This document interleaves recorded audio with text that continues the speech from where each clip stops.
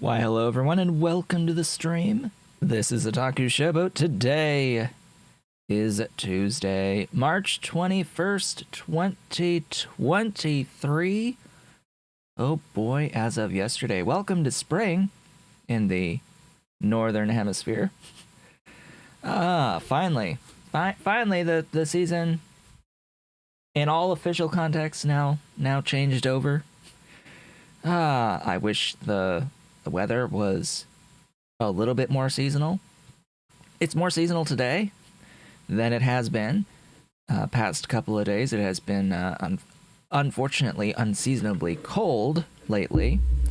There's been a few days where it was very, very warm, much above average, and we're actually going to get a few days this week where it will be quite above average. But yeah, we are slowly getting warmer, which is quite nice. It is quite nice, as much as I prefer the colder months, because it is much easier to keep warm than it is to cool down from being really hot. I think ultimately it's just best if it just feels okay, if it feels nice, right? Neither hot nor cold. I'd rather it just not be either hot or cold in the end, you know, because that's just more comfy. Anyway, stuff, things, Factorio, hi, gamer, thingy on, and then switch that off, because we don't have kitties yet. Did a few things over the weekend with our base. What did we do last time? And I should also mention, I did stream on Sunday, more of the Kerbal Space Program 2, and yeah, still extremely buggy to the point of being essentially unplayable. And at the end there, we just had a ship where the wings just kept falling off. Just load it onto the launch pad, and just for whatever reason the wings just fell off, which immediately reminded me of the comedy sketch of the front fell off. So I had to post it on the Discord. Because it just reminded me so much of that. Just just this inexplicably with the parts just falling off the ship. Like, really? Really? Anyway, what did we do last time we met? A few things. We didn't quite, like, finish anything that I did last time. So the goal for today is to, you know, actually build things and have them move without being too temporary. The reason for that was that we had set up Grodd last time, and we built factories that used or needed Grodd, or the things that it made. So we did, like, Grodd bedding and Arthurian eggs. We have not set up Arthurians, but we don't have to until before I do Krydron, which is gonna take a little bit more time before we go into Krydron, because I will need Krydron for the whatever the heck it is, adrenal cortexes. Yeah, if I can remember, I have to use my searching abilities. Grodd. So set up Grodd. Between streams, finished the Grodd. It's flowing. At this point, the factory is at its maximum size, using Mark II buildings full of Mark I Grodd, even though I could probably do the Mark IIs at this point. I can do Mark IIs of basically every plant and animal and fungus at this point. Everything that I have access to that is unlocked currently, I should be able to upgrade. Of the stuff that can get upgraded, of which not everything can. Specifically, you know, regular trees for fastwood forestry, yeah, they don't have the abilities to upgrade those modules. You don't have the ability to upgrade those modules of trees at the moment. Mark 2, 3, and 4 trees, like actual just regular old trees, exist. They exist for trees. They're things that have been defined, but there are no recipes that actually make them in any capacity. There's nothing. Okay, sure, fine.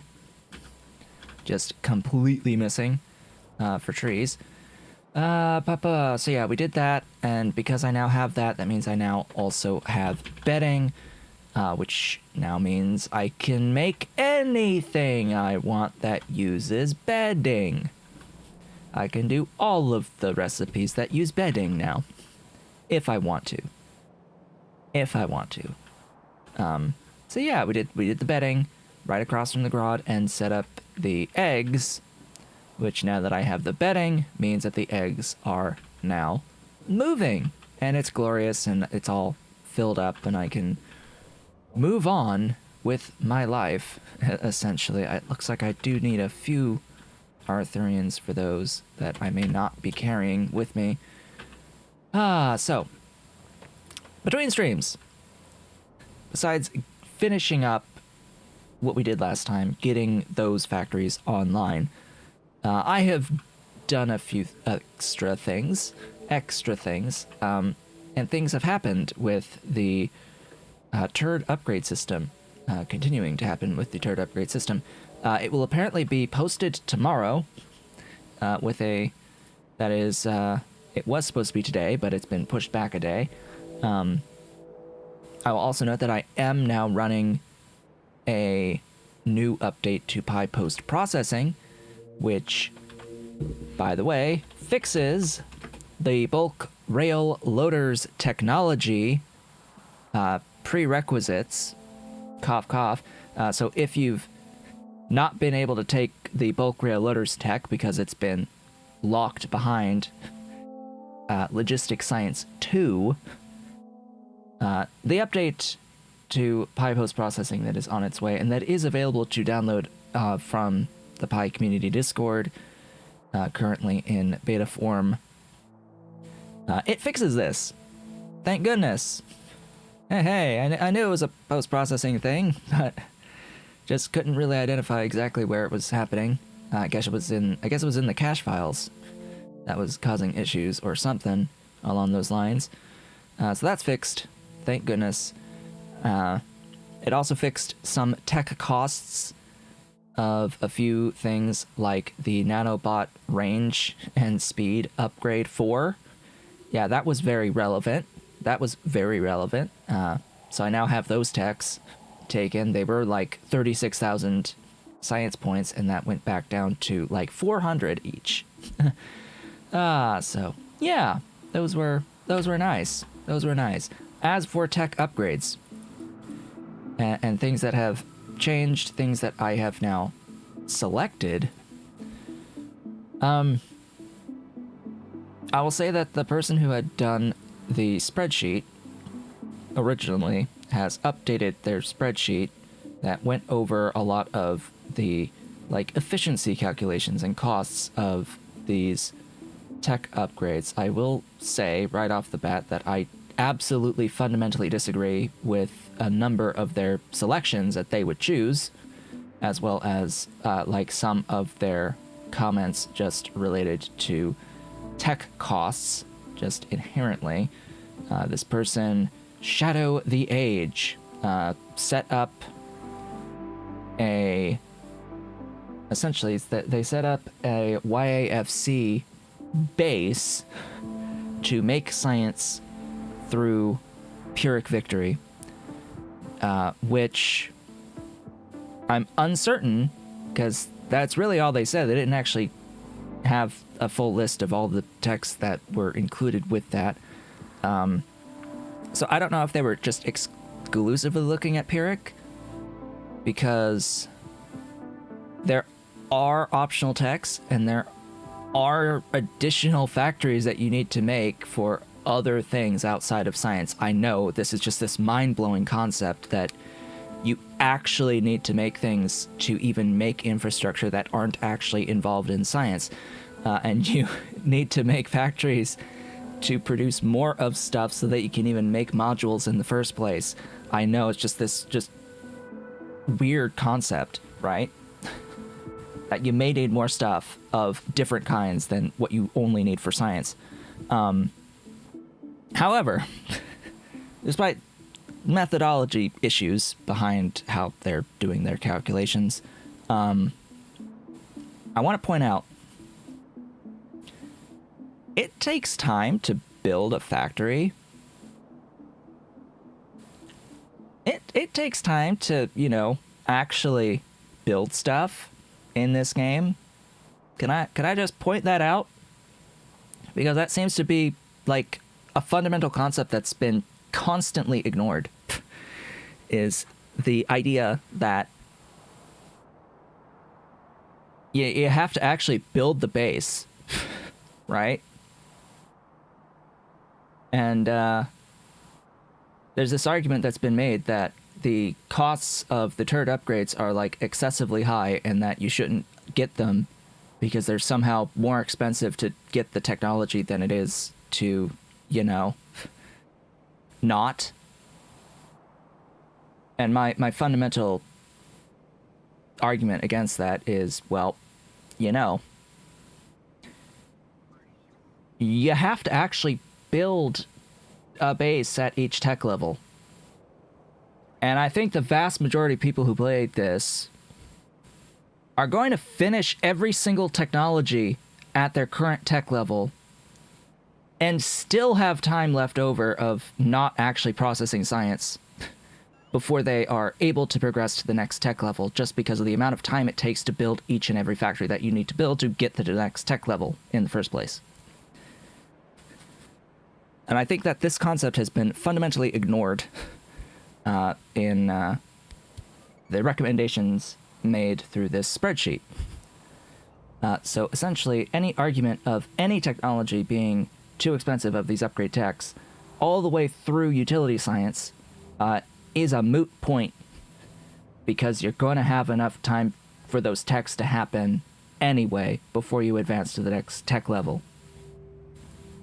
It's just gonna happen. And there's there really isn't any argument otherwise. There is always going to be enough time to take the techs because of the amount of time it will take to build the factories along the way. So there is an argument about the space science ones. Yes, the chances are you in a normal game you're probably not going to take the space science tech upgrades. If you're just going to end the game at the Pyrrhic Victory technology, those other ones don't necessarily matter.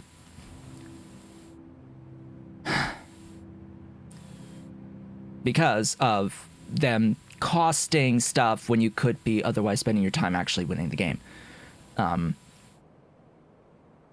being said, if you have any intention whatsoever to play the game beyond the Pyrrhic Victory, then absolutely those other techs, the cost doesn't matter anymore.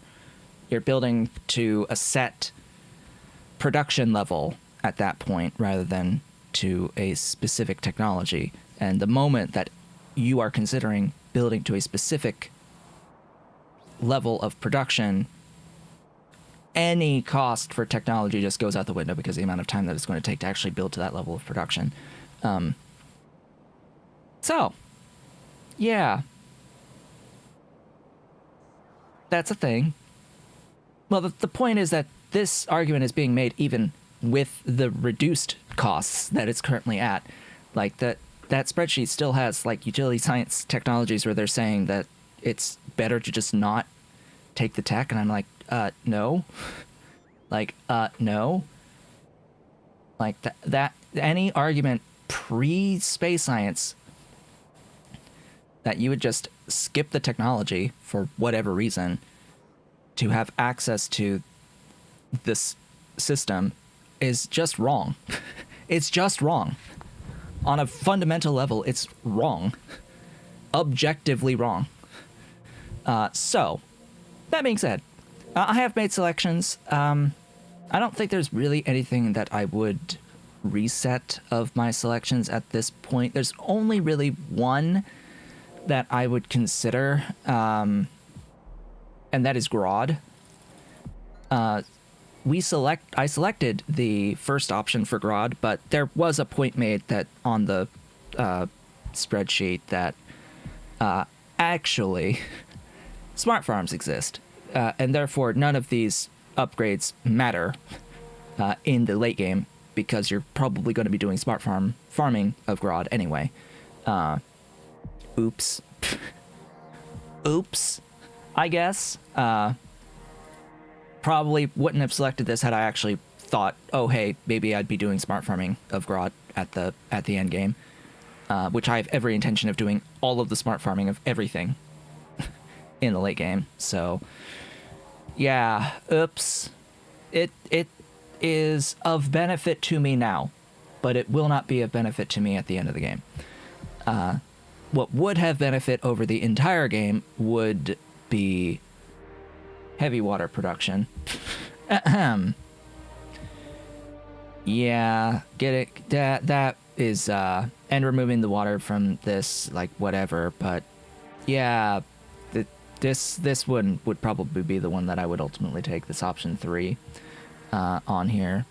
I mean, I'm not saying that overall that the spreadsheet has bad recommendations across the board. I'm just saying that it didn't really take into account some rather important aspects of actually playing through the Pi suite. There's some rather important caveats to the assumptions that were made and the methodology that was used in producing that spreadsheet that folks should know about before coming to their own conclusions about what to pick on each of these. For example, looking exclusively at YAFC costs, this carbon dioxide recipe isn't technically the most efficient option. Because there are quote-unquote more efficient recipes for getting carbon dioxide. To which I say, but they sure as hell aren't as simple as this. I would always select the CO2 here, even though, cough cough, it was nerfed again. And the reason for this is it's one building placement. Like, it's like super, super really easy. It simplifies my life. It means that I can actually do the thing that takes the longest period of time faster, which is, you know, build the base. This technology helps me build my base faster. And I'm going to pick it every time because it helps me build my base faster. That is a very, very important calculation that you need to make when coming to your decisions as to which upgrade to take in this list. Theoretically, the copper recipe, this top line copper recipe, is the most efficient option to take every time. But the CO2 recipe will save me more time over the course of an entire game, and therefore I'm going to pick this one every single time. And that is a personal decision that I have made based off of my experience with this game thus far. Just as an example. Also, moss. Moss! I will pick option 2 every single time. Option 2 completely removes muddy water or muddy sludge from the recipes for the moss farms.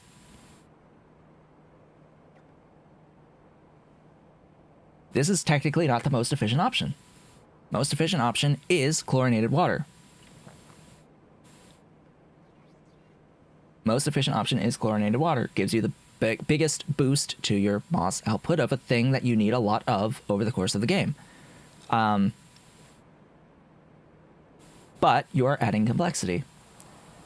You are adding chlorine, which, you know, saline water is a little bit of an issue early on, which this tech is an earlier upgrade. So, yes, late game, trivial in the late game to make chlorine. Completely, utterly trivial. This is fine, late game. Utterly, like, free in the late game for chlorine. Also, you know, being able to convert refined natural gas to natural gas is a pretty good recipe.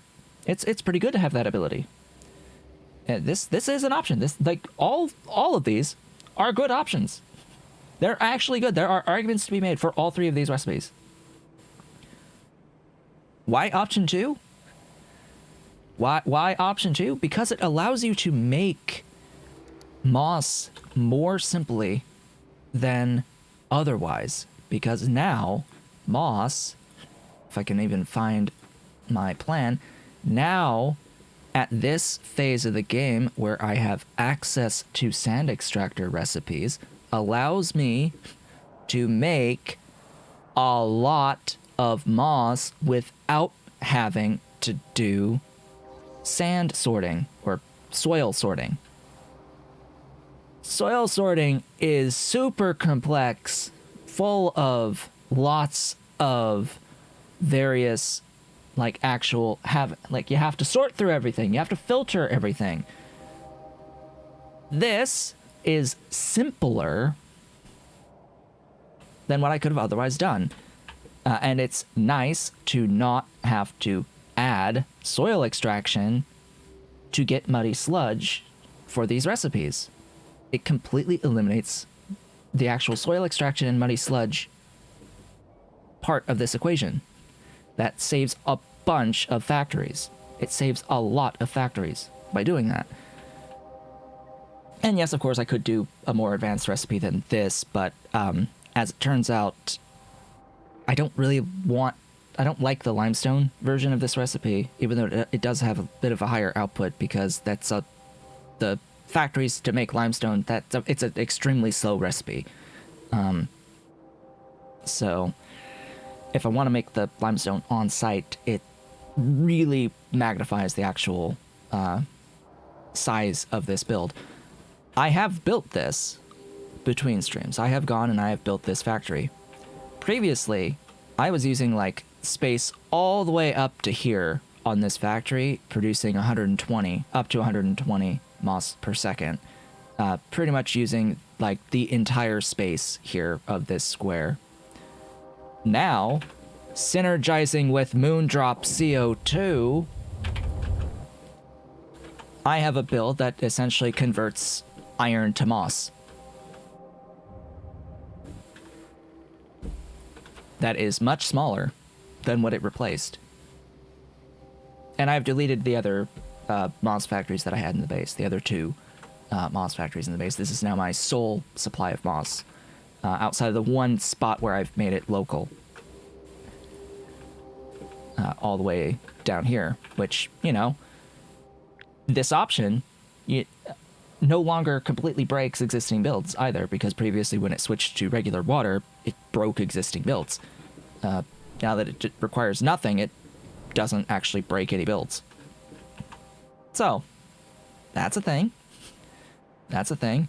I have taken the cotton gut upgrade that I wanted. I have taken option 2 in this case. I was very much considering option 1. I was considering option 1, but frankly, I would say that option 2 provides a bigger benefit because cotton guts get used for more than just these things up here. Frankly, cotton gut gets used for more than these. And I'd rather have the benefit that applies to the broader, like, set of items in this case. However, this is an example of an upgrade that absolutely breaks your existing factories when you take this upgrade, because it's adding deluxe cotton gut food as an ingredient to your existing factories. So I had to set up that production, and that was fun. Trains, cotton gut foods. I made a factory that is now producing all 3 cotton gut foods to the tune of 5 per second net out of all 3 types of cotton gut food. Ideally, I will do a similar thing for other creature foods because, you know, a lot of the creature food is, there's a lot of overlap on ingredients for a lot of the foods. Like, all of the ingredients that I have here, I could actually make Ulrich foods as well. But I would rather have those as separate factories. In this case, yeah, you actually need to make cotton guts local to this because the deluxe food uses cotton gut pups. You know, just cause you are feeding your cotton guts cotton gut. You're feeding them their own meat in this deluxe food.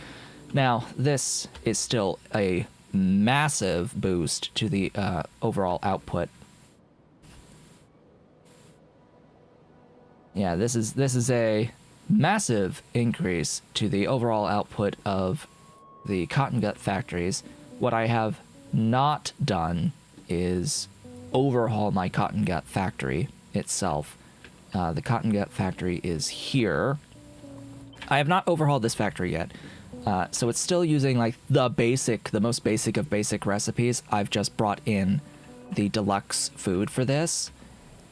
Like, this factory doesn't even use basic food in it, which I have access to basic food recipes for cotton gut production. I don't have...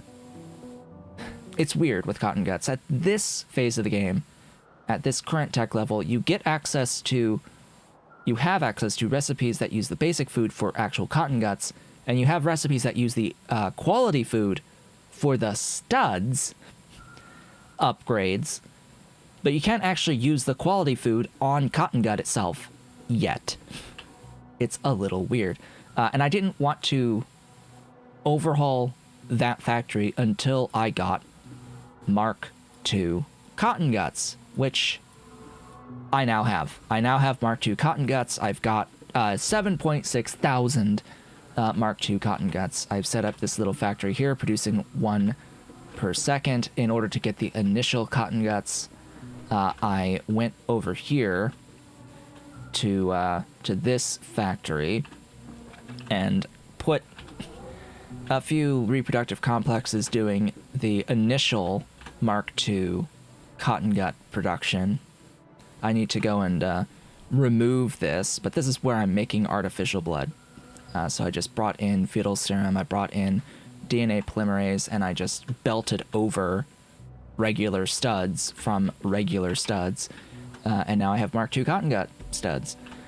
And I don't think I need any Mark 1s ever again, so I think I can just delete that section, and I can actually delete the entirety of the Mark 1 studs.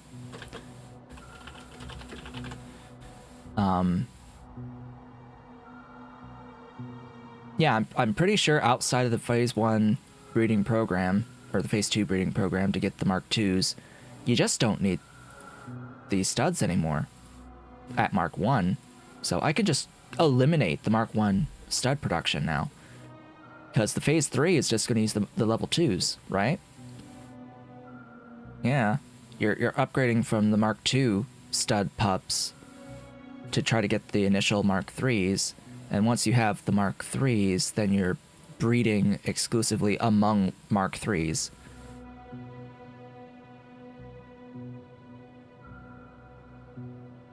And actually really easy recipe. By the way, like this is not that big of a deal. So yeah, I can completely eliminate the Mark 1 production at this point. They're unnecessary. I don't need them anymore now that I have the Mark 2s. Speaking of which, I need to continue doing the Mark II upgrades for lots of random BS around the base. Like, I need Mark II Moondrop. I need... I have Mark II Guar now. Hey, that's a thing that I did. I set up Mark II Guar. So, that similar thing. In this case, I still need the Mark I Guar, because that's the whole point, is making Guar. But now I have the Mark II Ollie. Ollie, no. Ollie, kitty. I had my water bottle. It was over here on my desk. It was sitting right here on the desk next to me. And this cat jumps up, puts his paw on the top of the lid. Just like that. Yes, just like that. Reaching and pulling on my water bottle to knock it over and spill out water. Because this cat likes water. Likes to play with water. This cat likes to play with water. Ba-ba. Big boy. I always have to, like, make sure that my water is off to a side that he can't get to, because he will knock it down if I have it on my left. If I have it on my left, it will be knocked down every time. If I have it on the floor next to me, it will be knocked down every single time. Only when it's over here. Okay. So I have Guar, and I've set up a Guar factory because Guar has been nerfed. So Guar plantations have been changed. They now take a lot of individual modules. Are there situations where you slaughter higher mark level creatures? I don't think so, no. They are modules. They are exclusively in the realm of modules. The only exception being specific, like you can turn them into biomass. That's the only exception, is higher mark level things will produce more biomass when you throw them into the composting plant. Ahem. Which you're not going to do, like, ever. So, yeah, that's a thing. Yeah, so Guar Beans got the Nerf bat on them. And that has changed things drastically, because I was producing HCl to the tune of 1,000 per second through the power of Drilling Fluid 2, which needs Guar Gum. And it needed a 500 per second of Drilling Fluid 2 in order to operate. And all of a sudden it went from needing, like, 80-ish buildings to needing over 500 buildings. So yeah, that was a problem. A problem I have now fixed by putting in this factory, which is now using Mark II buildings, 100 Mark II guar bean plantations filled with Mark II guar. In this case, the guar modules are spelled Guuar. By the way, because these modules names do not follow the Mark I convention, naming convention, you cannot fast replace these modules with the upgraded versions. Did you know that? I know that now. You cannot replace these Mark I modules with Mark II modules by, control clicking on the building with a stack of the Mark II modules in your hand.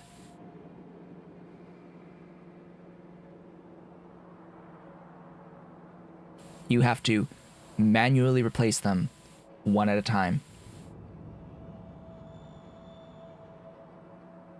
And I'm almost certain it's because they named the Mark II version with two U's instead of being like Guar Mark II.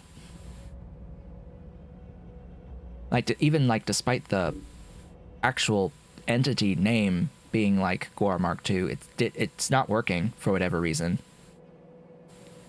I'm sure the bots can do it if you set up with an upgrade planner.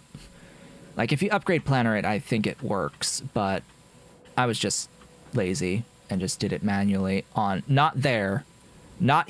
Here it was Mark II from the beginning, but on the actual Mark II production factory, I upgraded to the Mark II modules as I had made them, and that took extra time, replacing this line of 30 with their Mark II modules on the Mark I buildings.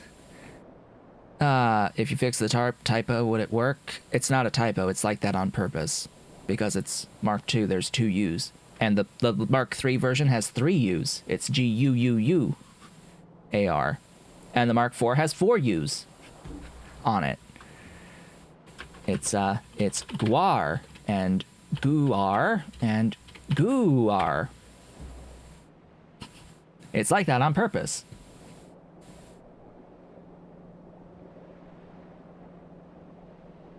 They're missing the module level field. Okay, great. They were missing something. I could tell that. Alright, so it's not based off of name. I thought it would be something related to the name, but it looks like there's just a field that was not defined on these entities. Alright, great. Define it, because it's broken right now. And that would be great. That'd be great. Alright. I think that's the bulk of what I did between streams, and I want to actually have progression today. I'm sure if I looked around the base, I could find more that I did between streams or haven't talked about yet. But that's the main set of things, I think. There's some things that I put onto the train network. I put on chitin from here. I threw chitin on to the train network from the Rauk processing, and I built a dedicated grade 4 copper to put onto the train network somewhere here, right here. I built this just copy pasting from the existing copper, molten copper build, pasted it down, producing grade 4 to put this online on the train network because I plan on making graphene today, and graphene needs grade 4 copper. And the great alien samples are going to need chitin as well. Trying to think. So yeah, my drilling fluid recipe my drilling fluid production has changed to bring in guar manually from the train network to produce the 500 per second of drilling fluid. There is one thing I need to talk about. Oh yeah, this is more moly. I don't think I mentioned that I did scale my moly.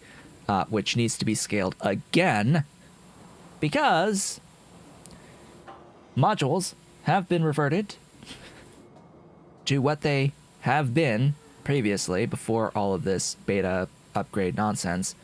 They're now back. They're the same as what they were, at least last I checked, which means that the speed penalty on Mark 1 is back to being negative 25% versus whatever it was before, 12.5, I think. So now it's 10% productivity with minus 25% speed rather than like 12.5, and that means that on Mark II buildings with their 2 module slots, what ends up happening is that the Mark II buildings all of a sudden are the exact same speed as their Mark I variants. You just get the 20% productivity bonus on them and have to spend a lot of power for it. So because of it being changed, and I had just built this, I need to now like add another quarter, 25% infrastructure to the entire thing, every step that uses productivity. So here, these steps, this and these steps here, and this needs a little bit more too, just to be able to process what I want. This is a 15 per second factory, all said and done, of the moly. But what I've done that I wanted to actually talk about is the HCl. I have changed my hydrogen chloride. They're the same thing, but different phase states. I changed this because previously I used just the recipe that was saline into hydrogen chlorine into HCl, right? So saline electrolysis to hydrogen chlorine lamps into HCl. You know, the usual. That factory, to make 1,000 per second of HCl, required 5,000 per second of saline, and the way that I made the saline was through drilling fluid 2. 500 per second of drilling fluid 2, pump jacked with 20 per second of small parts. So 20 small parts plus 500 drilling fluid 2 equals 5,000 saline water per second, which ends up producing 1,000 per second of HCl.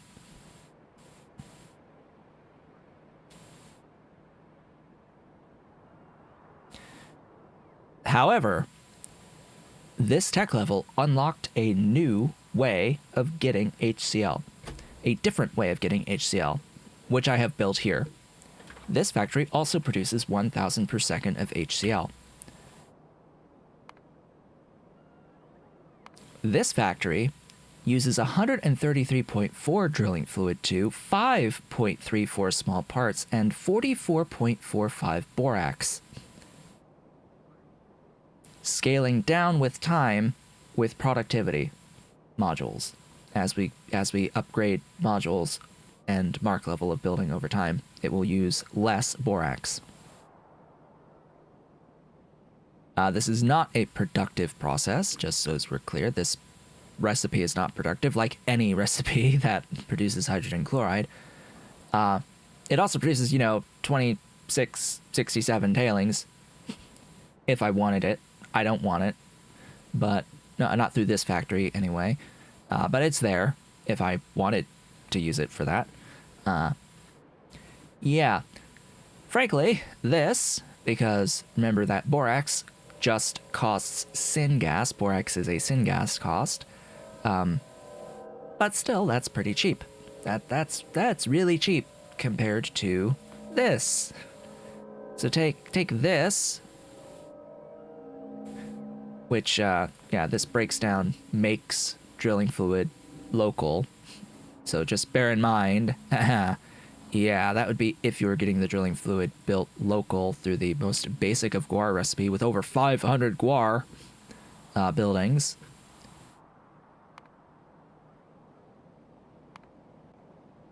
So 5 lamps, 20 small parts, and 500 drilling fluid 2 versus 44.5 borax with 5.34 small parts and 133.4 drilling fluid 2.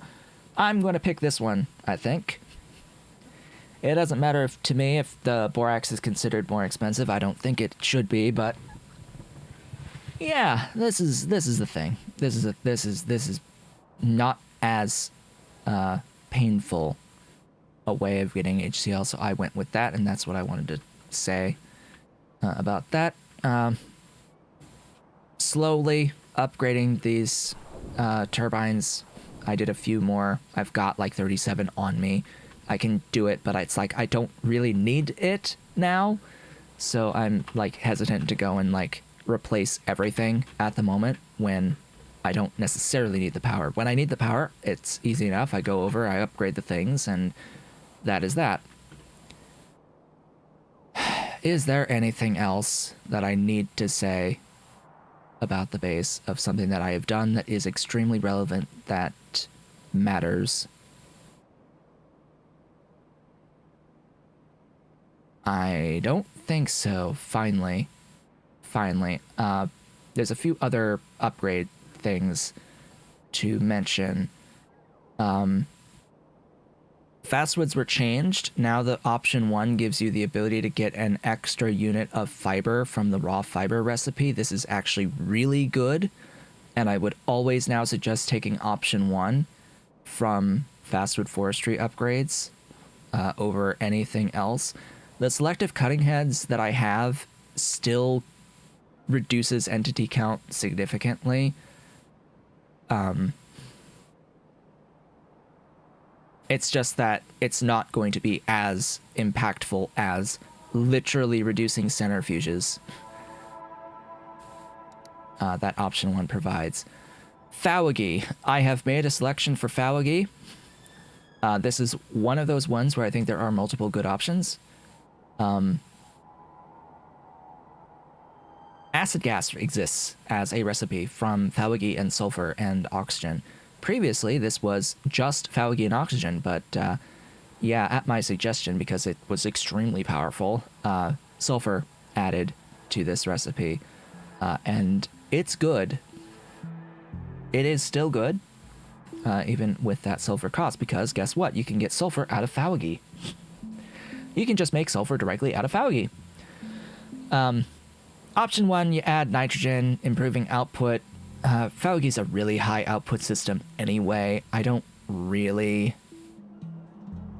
like, it's such a simple thing to make. I don't really value getting more Fowagi. I'd rather be able to use it to do more interesting things. And that's what these other two options provide. Both of these options, for option 3, you get a lot of energy consumption added onto the buildings. The building costs change a bit, but what you get access to is a recipe that converts Fowagi straight into activated carbon. I was very, very much intending on taking this recipe initially, until it was pointed out that this recipe exists. And I was like, oh, okay. So the activated carbon would save you on zinc chloride, which, you know, saves you on chloride, which, you know, that's very nice. Savings to chlorine cost is always appreciated. Thing is, you don't really need all that much activated carbon in a base at the end of the game, at least not compared to sulfuric acid and acid gas. And therefore, I'm going to pick option 2, and I've picked option 2. It does give you a speed bonus as well, a 15% speed bonus across the board. Which Fastwood Forestry upgrade should you choose? Well, I just told you that option 1 is like going to be the best choice. Like, the first fiber recipe is not particularly mind-blowing because the kickoff recipe is just straight up better once you get access to it. It's fine in the early game when you only have access to the wood recipe for fiber. It helps get you through that phase of the game until you can get to the kickoff recipe, but this fiber recipe is impactful through the entire game in that it increases the amount of fiber that you get per unit of raw fiber. It's only by 1, but that's a huge savings when you consider that the cost of that the cost of energy of centrifuges is extremely high. So it saves you a lot of power as well as improves this ratio. And I would select this every time.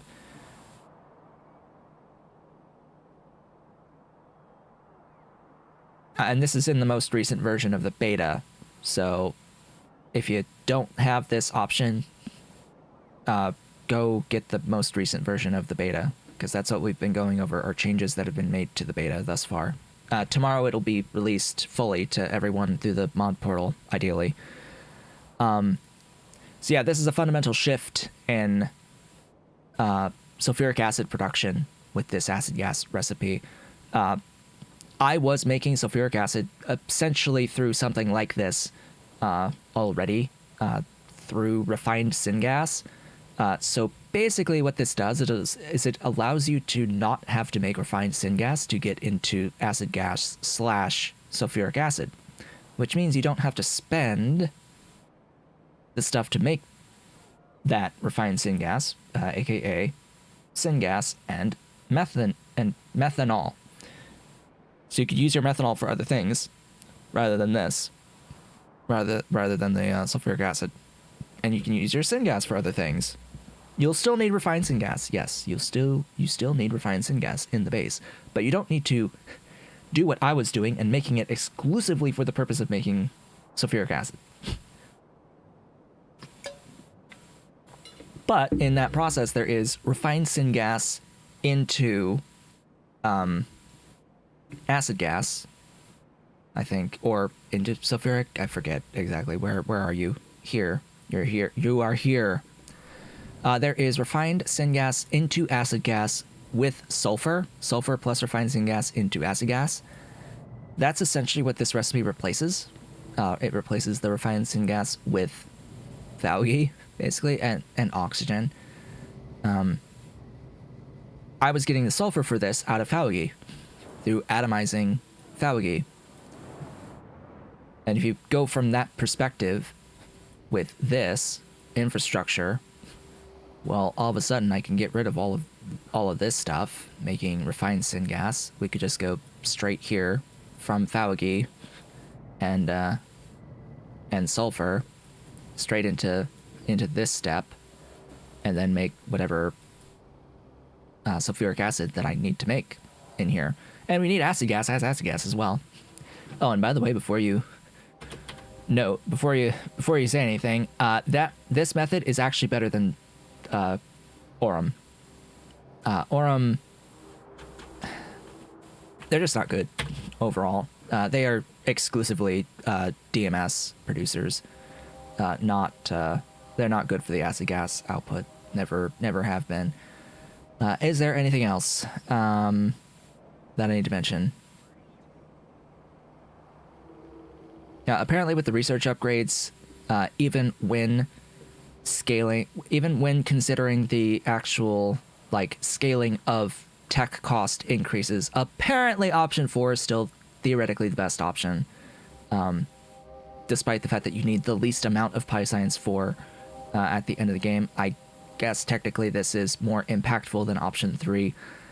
I'm still picking option 3. It gets rid of the neodymium magnet for the adding of the passivation layer on here, so whatever, it's fine. They're both really strong. They're both the strongest options of the 4, so just because I picked 3, whatever with 4 being the strongest currently. Ulrich, I picked Ulrich, and I picked sponges. Those are 2 upgrades that I have chosen that I did not choose last time. Sponges, I went with option 3 because option 3 completely eliminates Zogna bacteria from your sea sponge recipes. That is, I believe, the most impactful of the choices on here. Yeah, just straight up. It's going to be better than a 10% productivity bonus. Getting rid of that high cost input is extremely important. Phytoplankton you can make out of biomass, aka out of kickalc. Kickalc into biomass into flue gas, basically. You need flue gas for this, and yeah, it's fine. It's great. It's fantastic even. You could even phytoplankton into biomass for flue gas for more phytoplankton, if you really wanted to. And for Ulrich, I have picked glue. I have picked converting Ulrich into glue. Because obviously we're going to turn our horses into glue.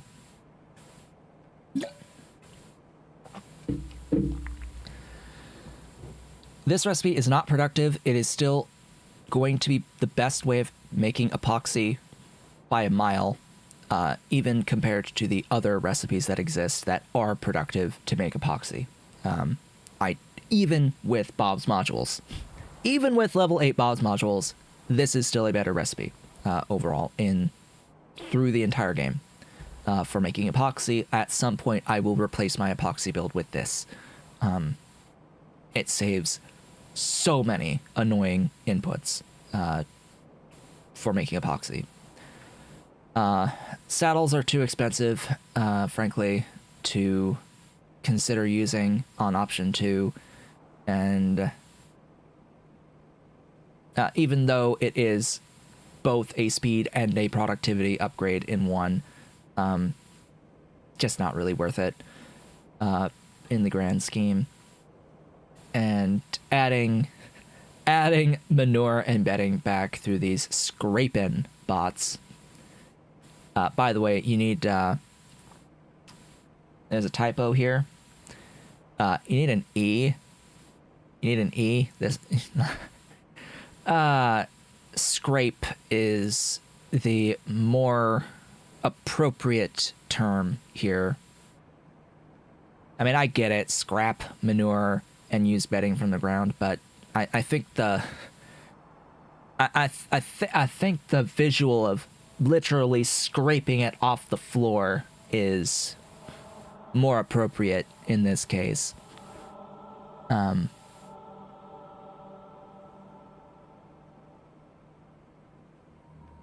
Yeah.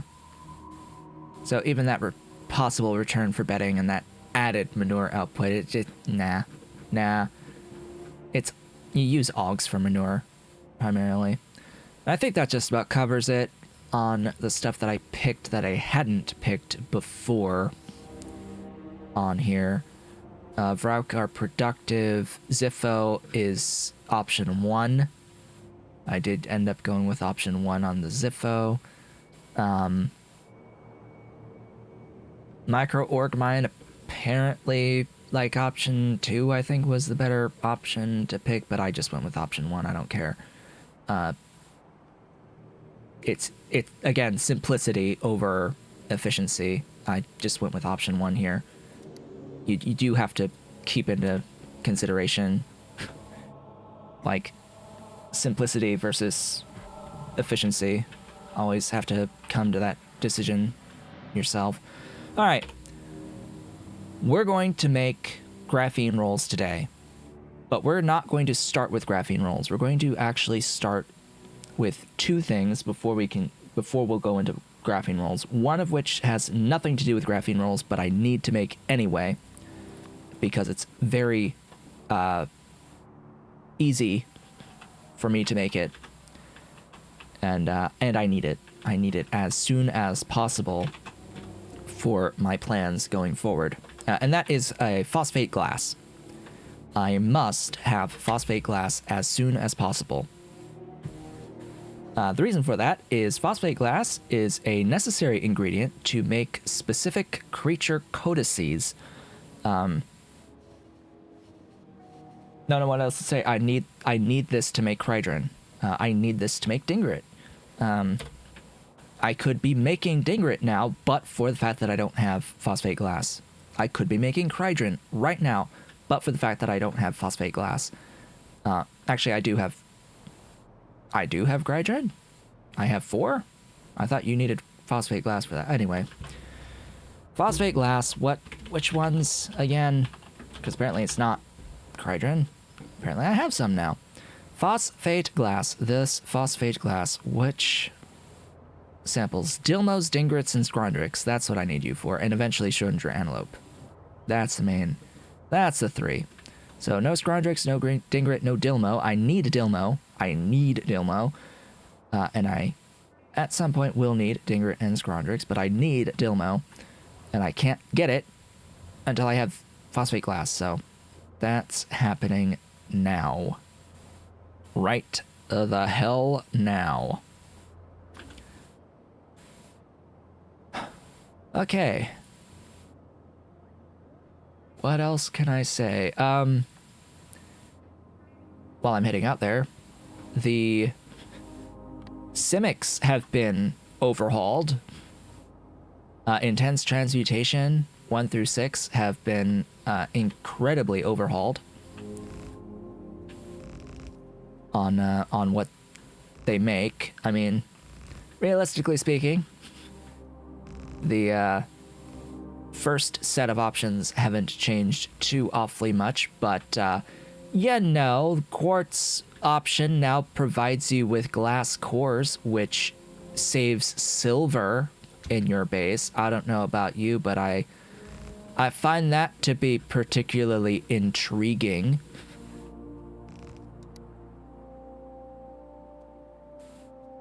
As an option for making glass cores. I have to do a bit more work actually looking at this, because according to the spreadsheet, none of these options are better. Apparently option 2 is better because it makes high-grade copper. Yeah, it's making high-grade copper cheaper. But apparently for option 1, the unslimed iron is more expensive than default. But again, you have to consider simplicity. What you gain with Simics is not necessarily efficiency, it's simplicity. The main thing that you get out of these is. That is the main thing that you're getting out of these, is the simplicity of it. For the iron, for unslimed iron, you're placing a single building in the Simic Den, like of Simic Dens, and you'll have to barrel geothermal water. You'll have to use the hot air, or get rid of it somehow. You have to feed it biosamples. You have to feed it the iron ore and the pressured air. So it's not a single step, but it is a lot simpler than,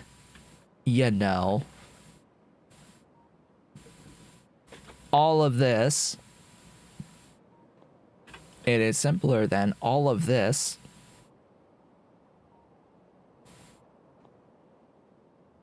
It's bigger than all of this because of the size of the Simic Dens, but it is much simpler than this to set that up. Many fewer steps of processing. Now, is the iron the best option here? Probably not anymore. High-grade copper, pretty good, with a copper solution as well that you could further process, but high-grade copper, pretty good. And you're getting hot air out of this, by the way, just added bonus, you're getting hot air out of this. I need to look at the glass cores part of this, because I think that saving on silver is going to be a good option, even if it isn't actually efficient for like the actual quartz output of stage 1 and stage 2 pulps. Like, this could just be a good way of getting glass cores by comparison to the default glass core recipe, frankly, and I don't know if that was looked at specifically. And then stage 2, I don't know what's changed here. Oh yeah, you get carbonized fiber from option 1. You get tin rare earth alloy as tin rare earth alloy for option 2. What? You're telling me I can just not spend rare earth alloys, or rare earth ores? Rare earth oxides, excuse me, to make this stuff? I can just get it? And then here you get R1, R2, and R4 solution. I don't know what that process is that uses that, but there's that too as things. And then here you're getting gadolinium crystals, diborane and boric acid barrels, and boron trioxide. Eh. You're getting high-grade chromite, woohoo. With chromite mix and chromite pulp stage 6, woohoo. Woohoo. Woohoo. What do you have to say about these? Spreadsheet. Oh, spreadsheet. What do you have to say about... What did you have to say about Simic 2? Apparently with Simic 2, they say options 1 and 2 are actually pretty good, but I think option 2 is going to be the button I go with, even though they say that the option 1 is the one that they would pick. I guess it depends on how much tin rare earth alloy you need.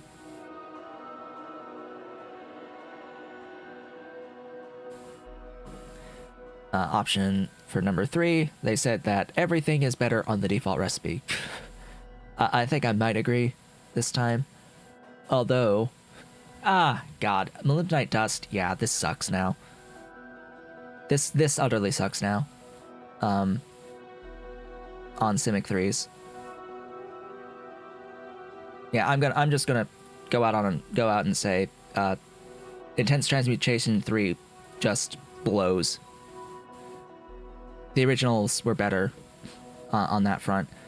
4, they also say that the default recipes were better. Do I agree?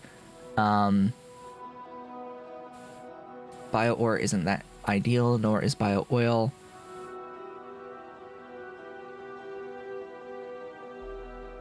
I need to see what I need nickel carbonyl for. That might be decent. Lead antimony alloy saves you antimony, so there's that.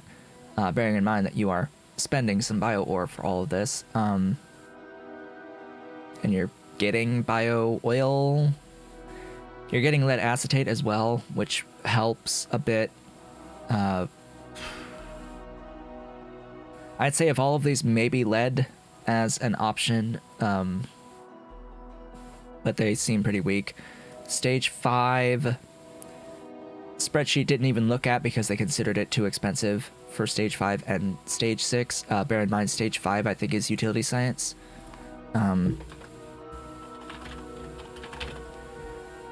Stage 5 is utility. I would not consider it to be bad by any stretch. I would say that we would have to have a look at this in good faith. So stage 5 is you can get titanium tetrachloride with high-grade titanium. You can get lithium niobate. And you can get Nexlit Matrix directly. I would not value this one at all. I would put some value behind the titanium tetrachloride, especially since it's also going to give you high grade. But I think the lithium niobate wins on this one. I'm pretty sure this lithium niobate is going to be the better option. Oh, but you're spending lithium chloride. Huh. I don't know. I don't know about those. This would be nice. This one would be nice, but it's at space science, so there's that. There's that little issue. That little niggling issue here where this is at space science and you already have your heavy fermion set up, made, built, done. Yeah. It's just, it's good. It is nice to have another way of getting into heavy fermion, but yeah, it's just unfortunate. It's just unfortunate that it's so late. Anyway, let's do things. Let us do things now before we spend half our stream doing absolutely nothing. What do I need on here? I need more solid inputs. Where's my thingy? There you are. 1, 2, 3, 4, 5, and 6. I think that's what I need. Yes, that's all I need. So as I said, we're starting with phosphate glass because I want to begin the process of actually producing the first, like, Dilmo and, I guess, and the Dingerit at this point, but main thing is Dilmo. We need Dilmo eggs as part of our required progression. Okay. Oh, right. I need a, do I really, though? No, I don't. I can do shenanigans.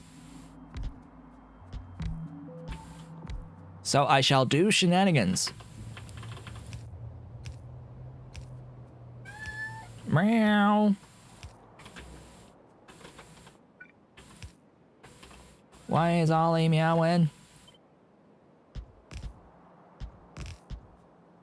Yes, Ollie, I feel you. You're rubbing my leg. Ollie, why are you rubbing my leg?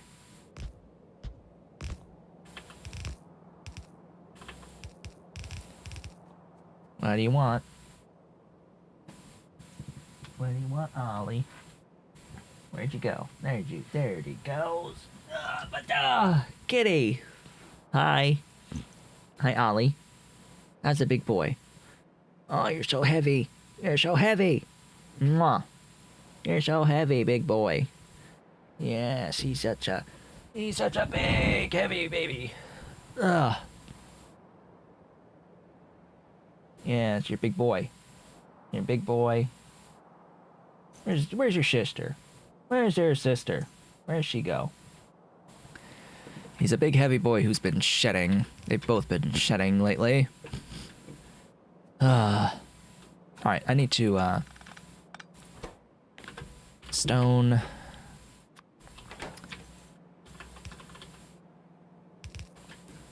And I need washers.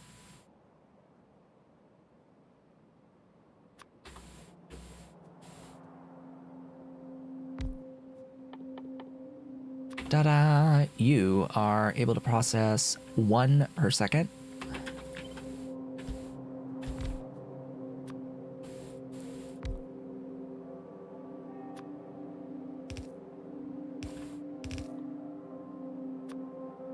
So this is my shenanigans.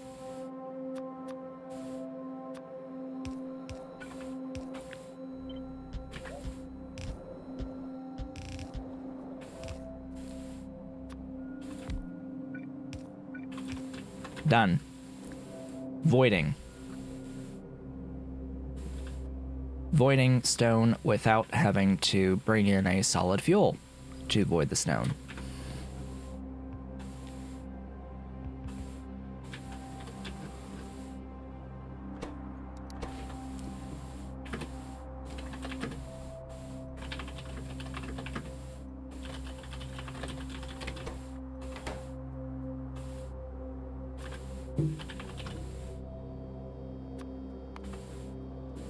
I think I will need to add more quartz ore mining for this, but I'll do that between streams.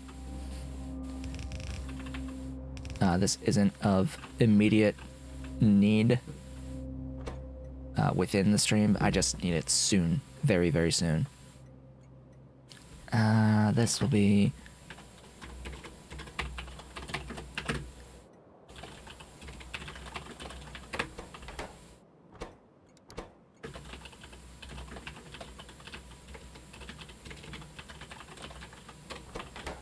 those.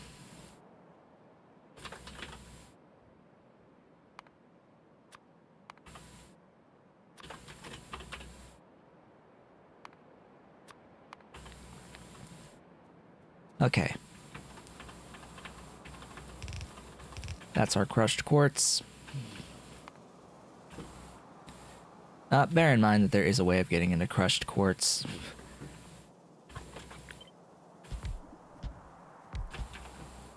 Without having to use the ore itself, it's just more annoying. It magnifies the scale of the build to do it that way, so I'm not going to do it that way. Not this time, anyway.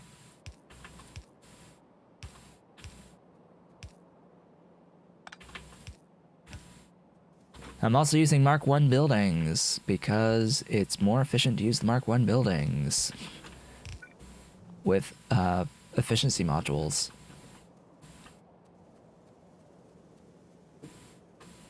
Despite needing more individual buildings, the reason is that the Mark II buildings use 3 times as much fluid than the Mark 1s, even though they are only twice as fast.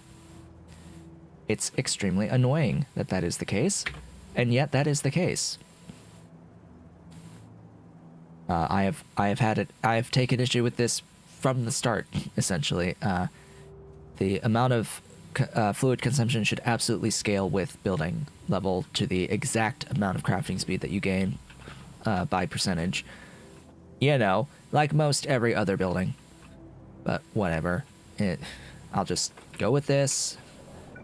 I'll just go with this. Meow. Alright, 2.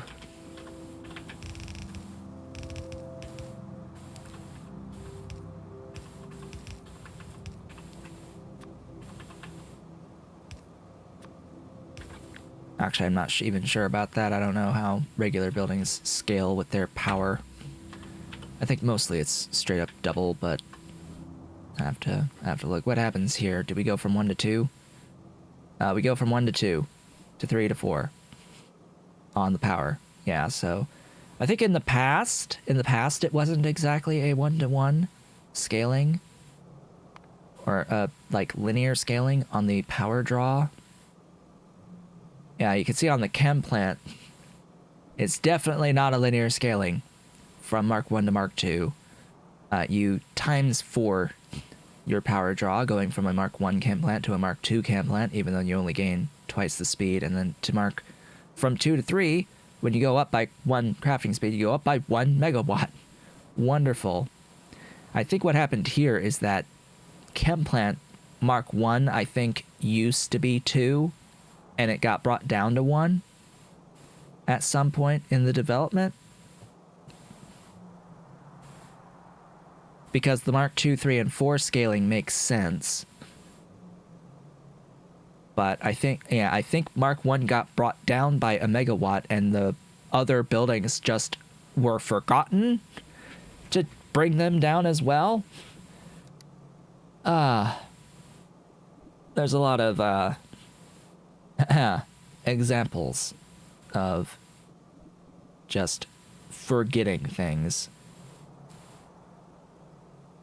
Yeah, like I'm pretty sure that this 100 kilowatt to 2 point whatever megawatts on the Mark II, that's a pretty big gap, and then it goes up to 3 and then to 4.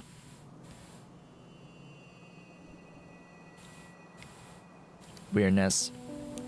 Things should be consistent, and they are not consistent. Which, you know, I don't like that so much.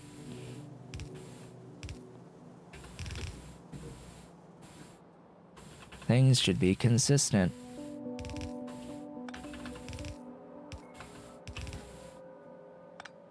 I did not need to bring that line all the way up there. Alright, what do I want to have here? I guess it doesn't really matter. I'm using red belts anyway.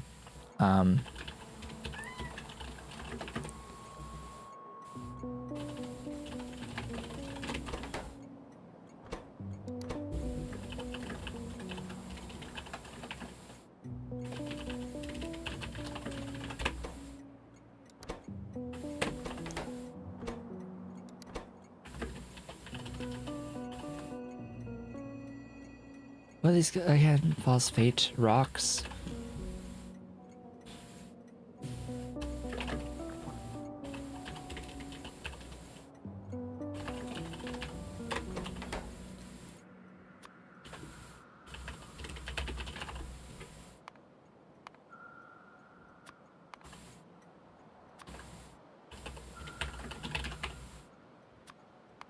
Excuse me?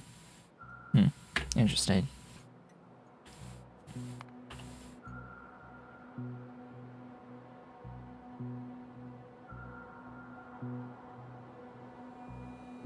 That is because the Turd Research Upgrade System is currently in a beta form, and you need to download it from the Pi Community Discord. It is not live for everyone yet. It is scheduled currently for tomorrow to be released on the mod portal for everyone.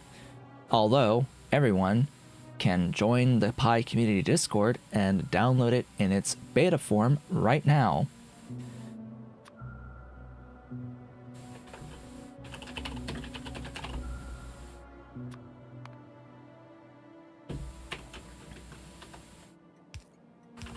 You just need to make sure that you download the entire Pi suite with it, and that you are making sure that you do not have PyBlock enabled when you do the initial download, and you need to make sure that you get all of the updates that have been posted to it since the initial release of it.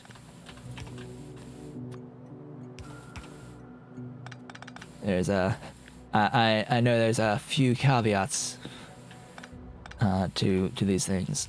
Just basically make sure you know what you're doing. That's the main thing. Know what you're doing. I forget if these things are stacked.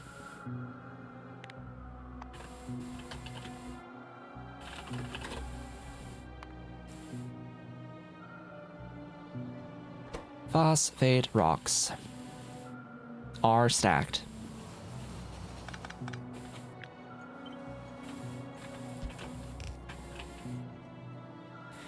And I do understand that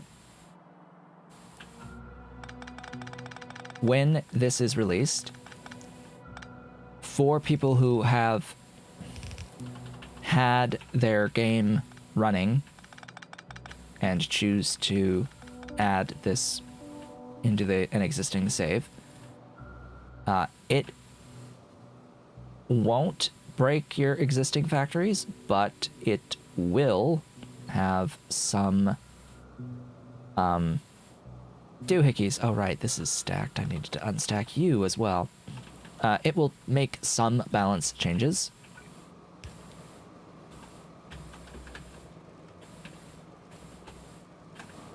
There will be some balance changes, and it will take a very long time to chew through all of the technologies, depending on the state of the game that you're currently in. It will take extra time to chew through the backlog, essentially, of the prior rank technologies.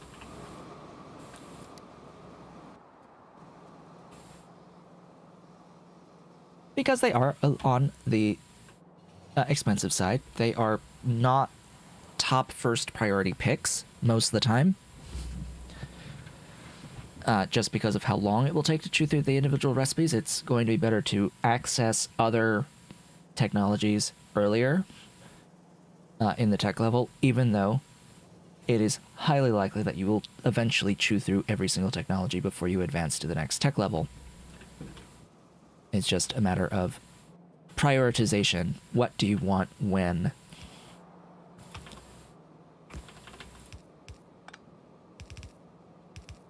And I would say chew through these tech upgrades only after you have already chewed through all of your other techs at the current level, unless it has a specific recipe that you absolutely must have immediately. Alright, well this will operate as soon as the rocks arrive, which it looks like they are on their way.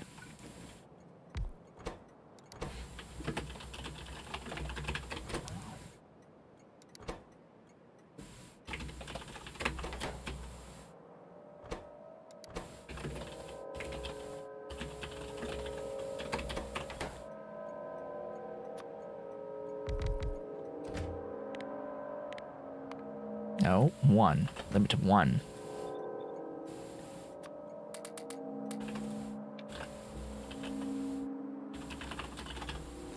Alright, the next factory that I'm going to need to set up is a biofilm factory.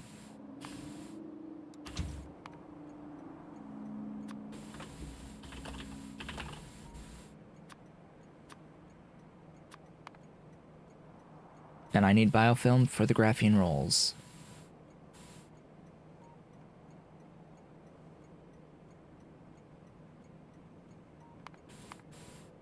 there we go. We're all set up, ready to go. Where shall we build phosphate glass? Phosphate glass. Where shall we build biofilm? So for biofilm, I have this factory set up. I don't expect it to always be operating because I don't think I have a spare 30 basic substrate per second. It's highly unfortunate that this biofilm recipe is not productive, but that is because there is another biofilm recipe that exists that serves that role. That gets unlocked later. There's actually two. Ahem. So there is a very basic biofilm that we've used before already. There is this biofilm that, that uses rayon. And then there is the sub-denier microfiber plus resilin recipe. That is what I will ultimately do to make biofilm. But that unlocks only once we unlock resilin. By the way, so sub-denier microfiber gets unlocked at Chem Science. We have access to it right now. We just need to make the aerogel for it. We could make the aerogel at any point, by the way.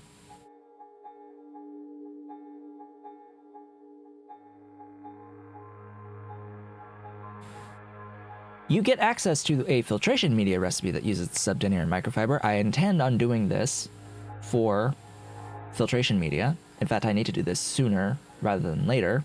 We'll probably do this on Thursday. But, because there's always a but, there is another recipe that we could do right now to improve aramid output that uses sub-denier microfiber. It uses chlorine, terephthalate chloride, aluminium plates, molybdenum plates, and sub-denier microfiber. All of these things we have access to right now, but we don't get the recipe until production science. Because F you, that's why. That's the only reason that I can think of, is just F you can't have this until later. Despite being able to make it now at Chem Science, all the way at Chem Science, you can make this recipe, and yet it's here in production science at Nanotech for whatever reason, even though it's done in a building that we have access to right now, even though it's using ingredients that we have access to right now. There's literally nothing about this recipe that is tech locked behind any other prerequisites. This should be available now.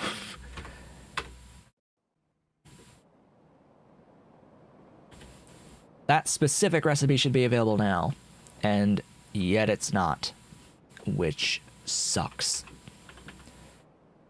Alright, we're gonna build this factory here because it's close, and I don't want to go riding way off into the middle of nowhere, especially when, for whatever reason, while I am streaming, we are beginning to go sub 30 FPS, UPS. So that's just great. Every single stream, the performance is getting a few frames lower than the previous stream. And yeah, I understand the I understand the point that has been made that even though, yes, we have access to modules now, yes, mark levels have improved things, because we need more stuff to progress,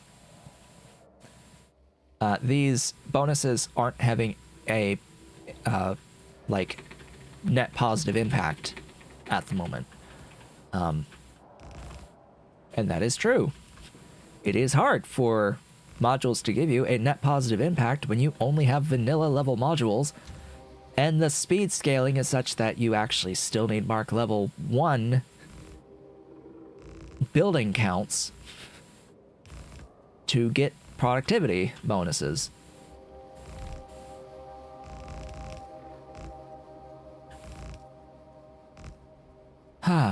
So, anyway. There is more I could do to improve performance right now, and it's stuff that I just haven't gotten to yet.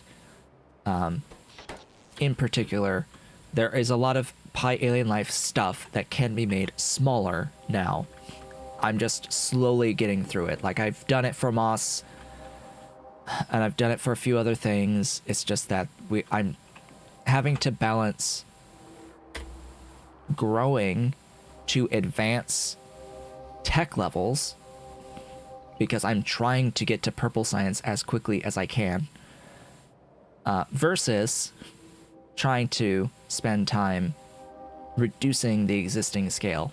Because bear in mind that as soon as I get into production science and as soon as I get access to beacons, level 2 beacons, and as soon as I get access to, essentially at that point, level 8 Bob's modules, the entire base needs to be rebuilt from scratch. The entire thing, the whole thing, gets rebuilt from scratch at that point. Minus PyAlien Life actual creature production buildings. Yeah. So, keep in mind, we are 711 hours into this save, and the whole thing, basically the whole thing, needs to be rebuilt.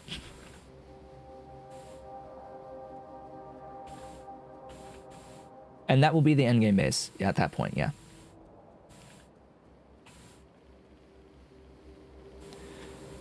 So,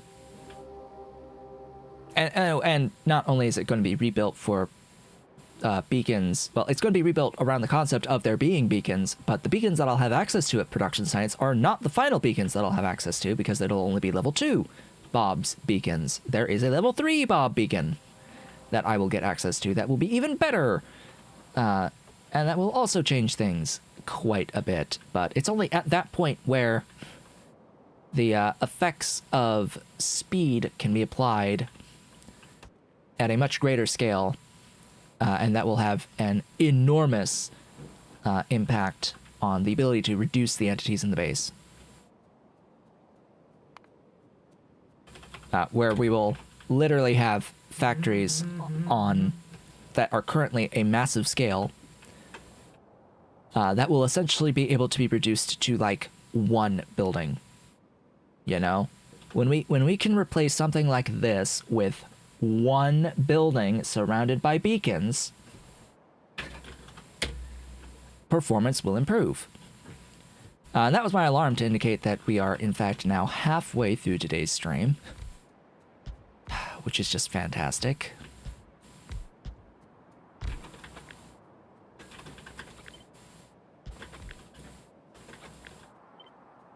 I need to take my break.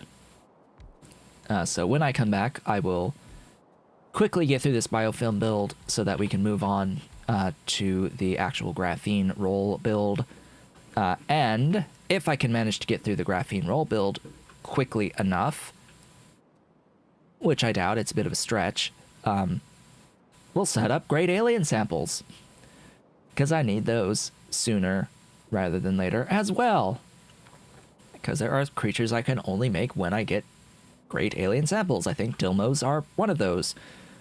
I'll have to recheck that though. Where's my Py3 thing? Is it you? Yes, it's you. These guys, yeah. The moment I have graphene rolls, I can set up this factory and have great alien samples. It'll be glorious, magnificent, and beautiful. And that'll be another item down off the list of items that I need to make Pi Science 3. We've still got a ways to go, like the diamond chain. But anyway, brief break. Be back in just a few minutes.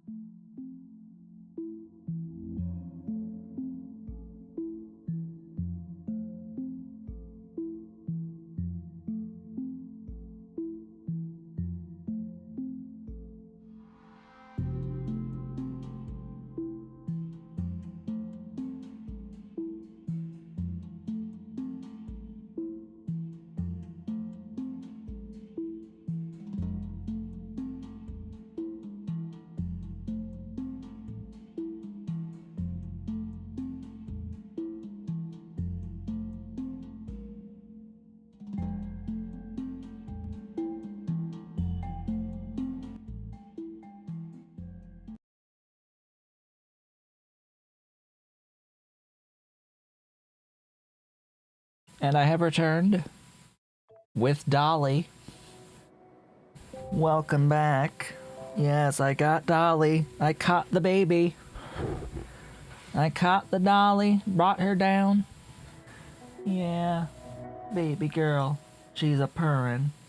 She's been a purrin' back there. She followed me into the bathroom, meowing at me, jumped up on the counter, wanted me to give her attention, pick her up, brought her down. Now she's here. Now she's comfy. Okay.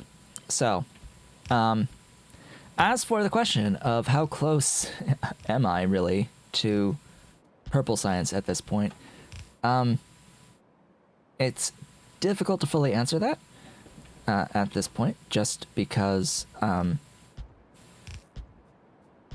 haven't done it before, not with alternative energy installed. So it is a little bit difficult to say. What I will say is that it does seem as if getting into purple science will be faster than getting into Py3.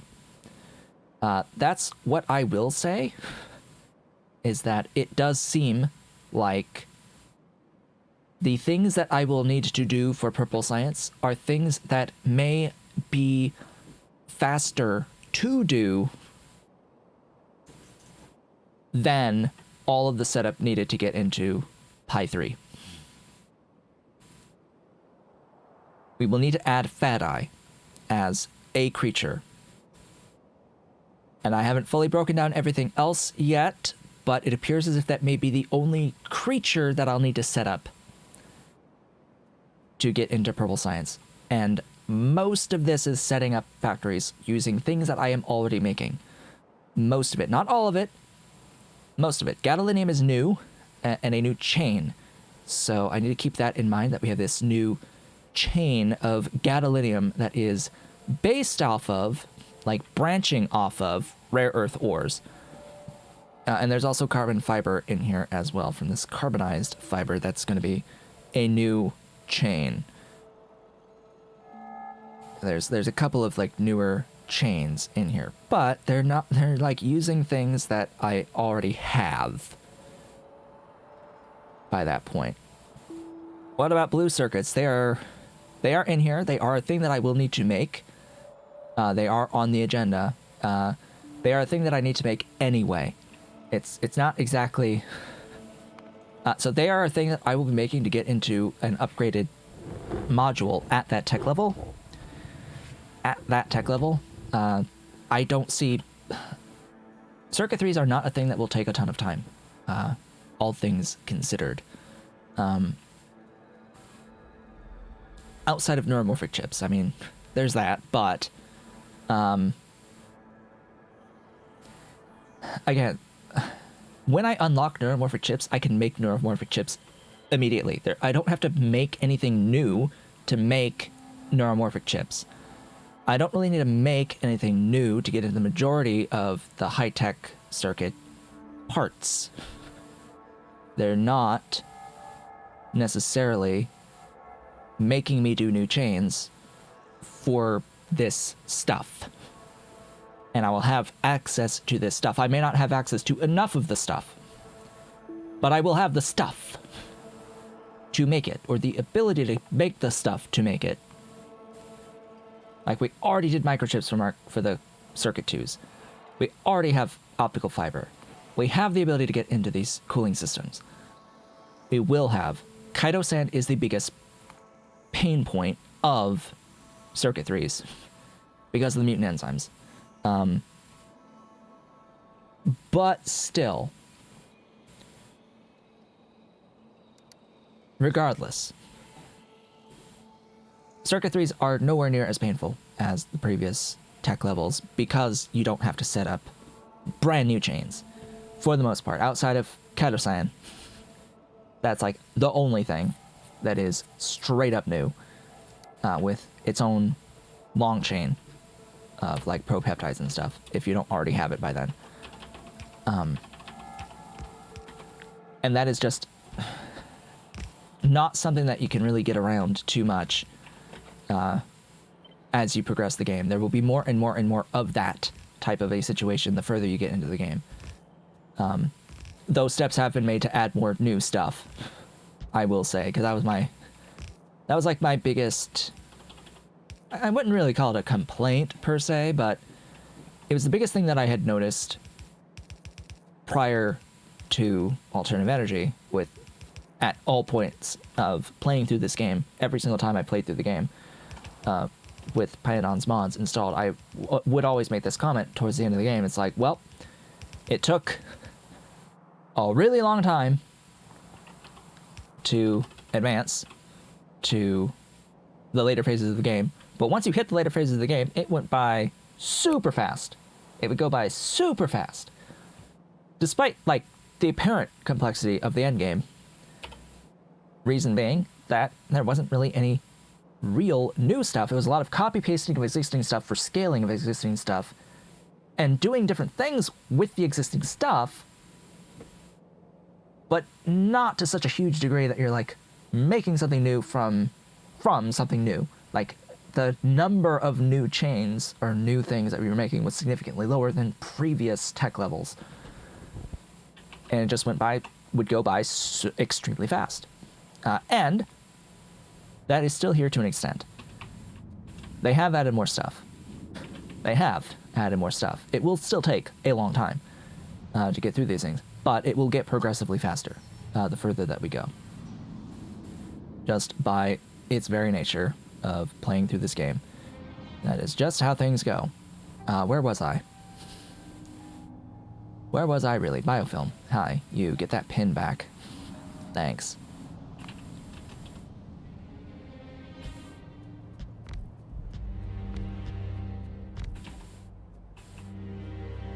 It's such a shame that the Ziffo got like nerfed into utter oblivion going into Alternative Energy.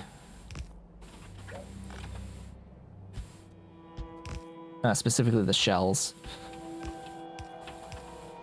They used to be so good to get shells, but no more. No longer.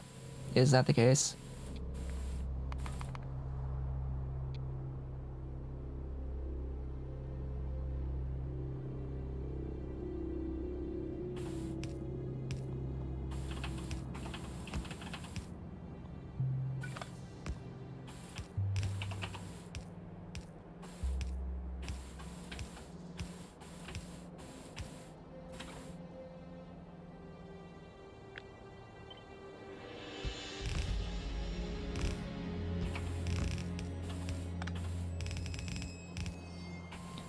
Now the costs are such that it's like not worth it at all at any point, even with like the upgrades, even with the slaughterhouse upgrade to like improve shells. Even if you take that, it's still too expensive to justify.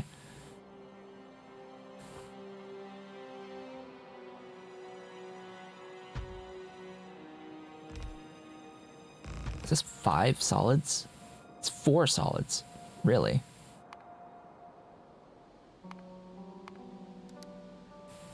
Alright then, 4 solid inputs it is.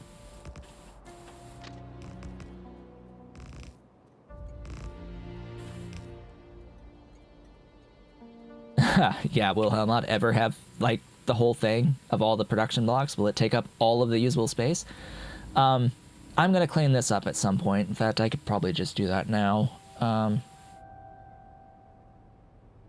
Yeah, I'll clean it up at some point. Just delete the no longer relevant stuff. And just as a general reminder, Helmod does not work on absolutely everything. In fact, just recently I had to use Factory Planner to look at lard here. Because Helmod was utterly failing at actually doing what I wanted it to do, which was look at if I wanted lard, if I was willing to spend brains on lard, which, by the way, you shouldn't do. You shouldn't do when you have a thing that, when you start actually having brains as an expense. But if I wanted to look at just maximizing lard for given inputs, you can convert bones to lard as well as brains to lard, and you know, you can get all three of those when you slaughter augs, for example, or any other creature. So I was like trying to compare costs here between like trits, which have the biggest lard output of any creature, versus something simple like augs, which don't. But if you look at the comparison here, it's like, well, I think I might consider spending like this stuff on the basic aug recipe versus this stuff on the not as basic trits. Or I might do it for trits. Who knows? I might just do this for trits. Of course, not spending the brains on the lard, and ideally not spending the bones either. I actually have a little bit of a shortage on bones right now.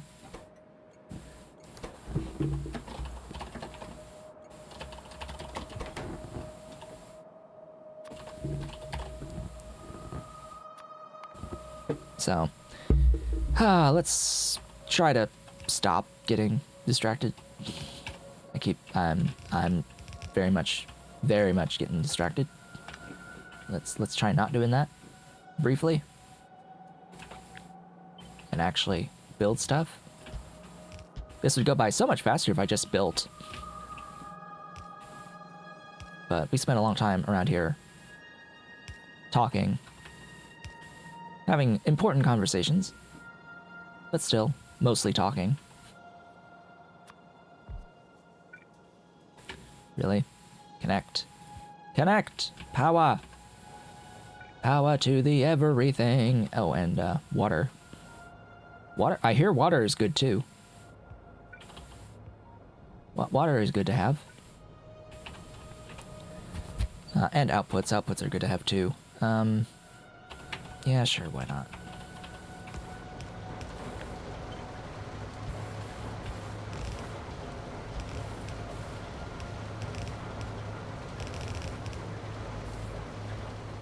Alright, there's that delivery, and we will have lime. Glorious lime. Next. Kickalk. Kickalk, kickalk. I'm gonna have to scale the kickalk soon. And Relesia. That was something I was looking at that uses freaking tons of Relesia. Pretty sure it was the cotton guts.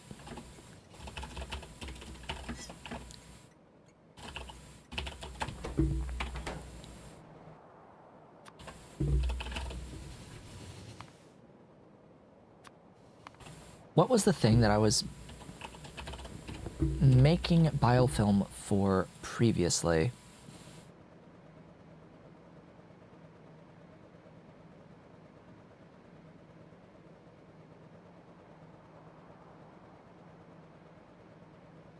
Is this the first time making biofilm?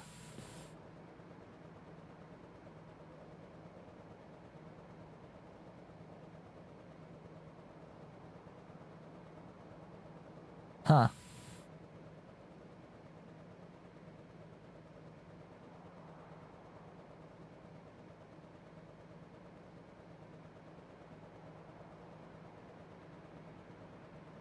Because I could have sworn that this recipe existed for a reason. For a reason to have access to biofilm earlier. I can't remember for the life of me.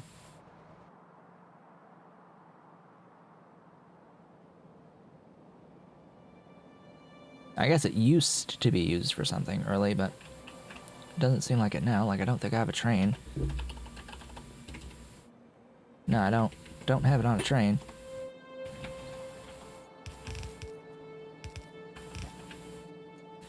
There was something, though, at some point where I was like, huh, this is much earlier than it was previously.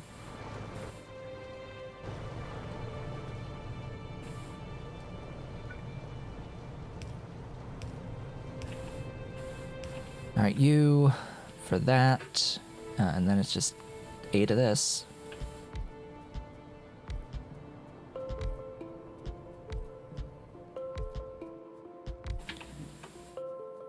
Bearing in mind that that number is 30 right there, so ideally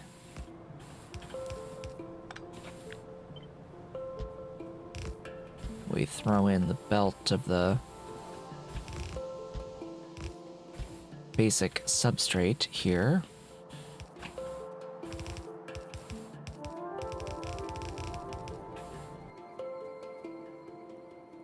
Then what?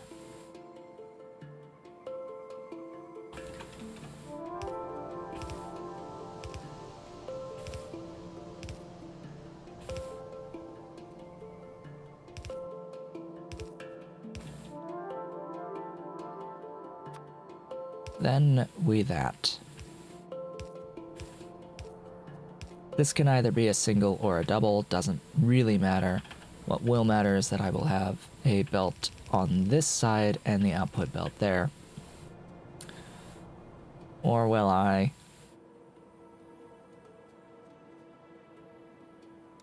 Yeah, these can do. These can handle too.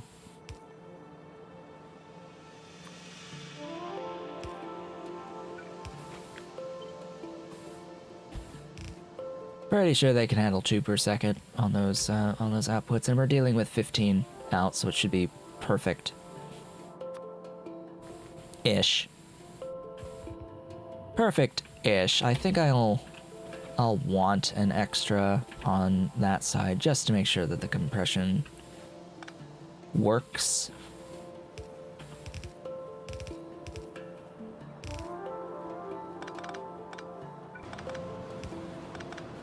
Don't know where that's going to come in exactly. Right. Request rayon at biofilm.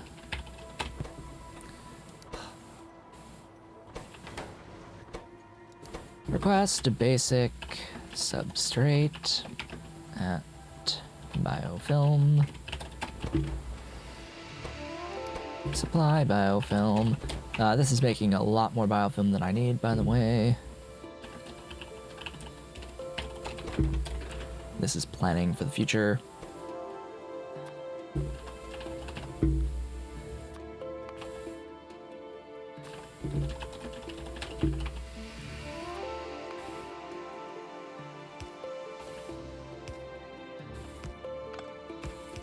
Remind me I need to... you don't need to remind me. I'm doing it now. I need to actually... I guess I'll do it here. Didn't want to do it here, but I'll do it here anyway. I need to unstack this thing. I don't need to unstack the rayon, though. Rayon is not stacked as far as I'm aware. It is not.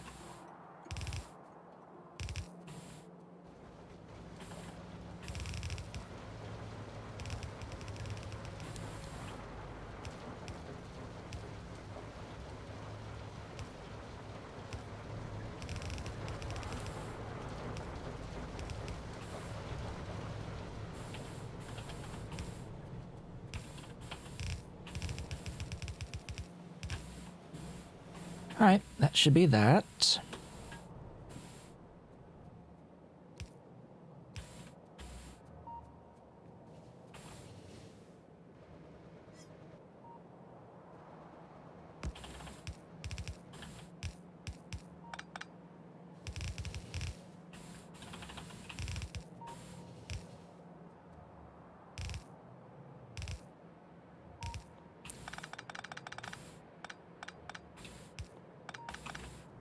Alright, we're good.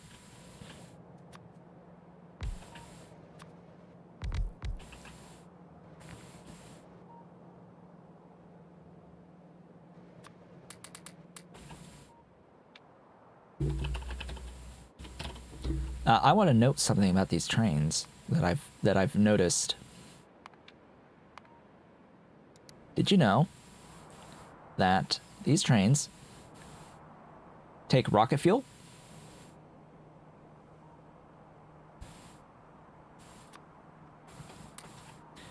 Did you know that rocket fuel does not have a spent result? No spent fuel result for rocket fuel. unfortunately, it doesn't unlock until Py3. Rocket fuel is only kerosene and oxygen.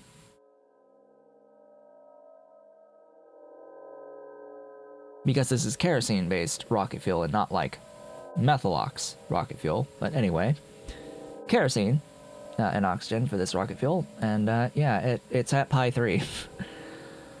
Ah, sigh. You know, at the point where I would be wanting the next level of locomotive, which is gonna use the batteries anyway, and cycle the batteries. Yeah, you know, these trains. Which, if those trains are if they're like the same as they used to be, if they haven't been like nerfed compared to before, if it's still the same, I don't really see the need to even upgrade to the more advanced one. I don't know if there will be a need to do that thing.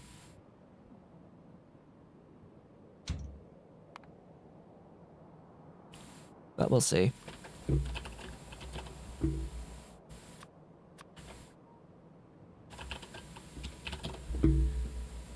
Something I posted on my Discord is that I'm making Mark II construction bots now, by the way.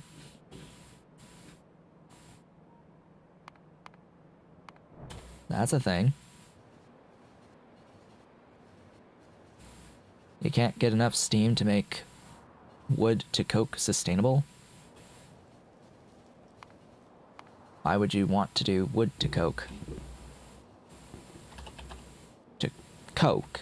Yes, you meant this? It depends on the process that you're doing. Are you trying to like do wood distillation?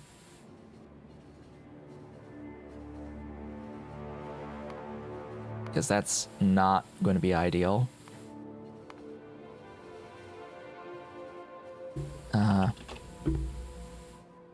Wood as an ingredient in here. Because there's wood to coal. And then you can do like standard...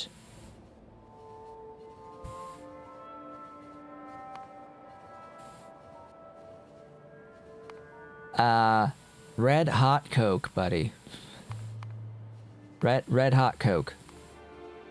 Just use the standard coal to coke through red hot. That'll be a thing. The thing to do. If you don't have it yet, just don't worry about it. Just don't do this until you have this.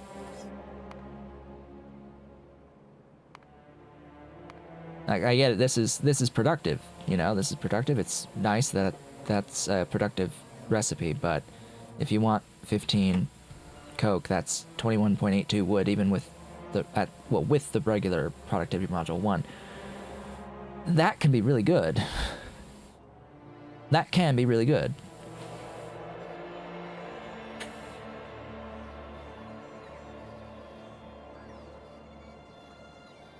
But the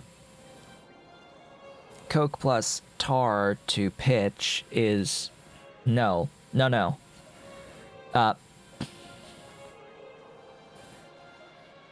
The pitch process is not intended to be net positive on coke. It used to be. It is no longer. It is not net positive if you even try to do that process with, like, raw coal.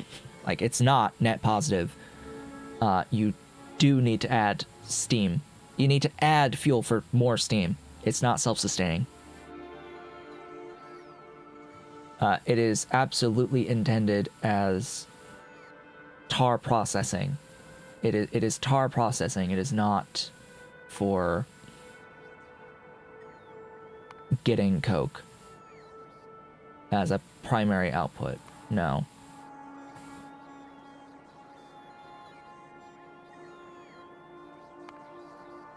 If I can even find my thingy. Yeah, this process needs supplemental steam. No way around it.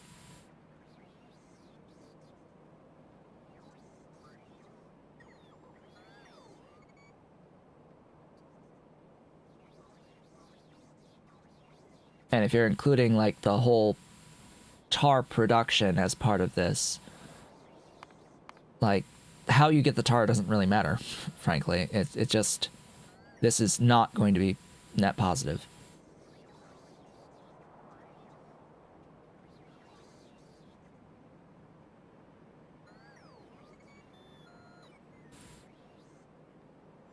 Like it's irrelevant how you get the tar.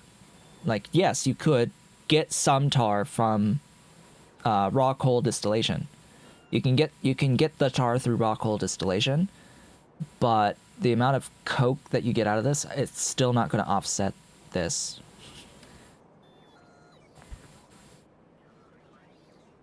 It's just not going to offset it.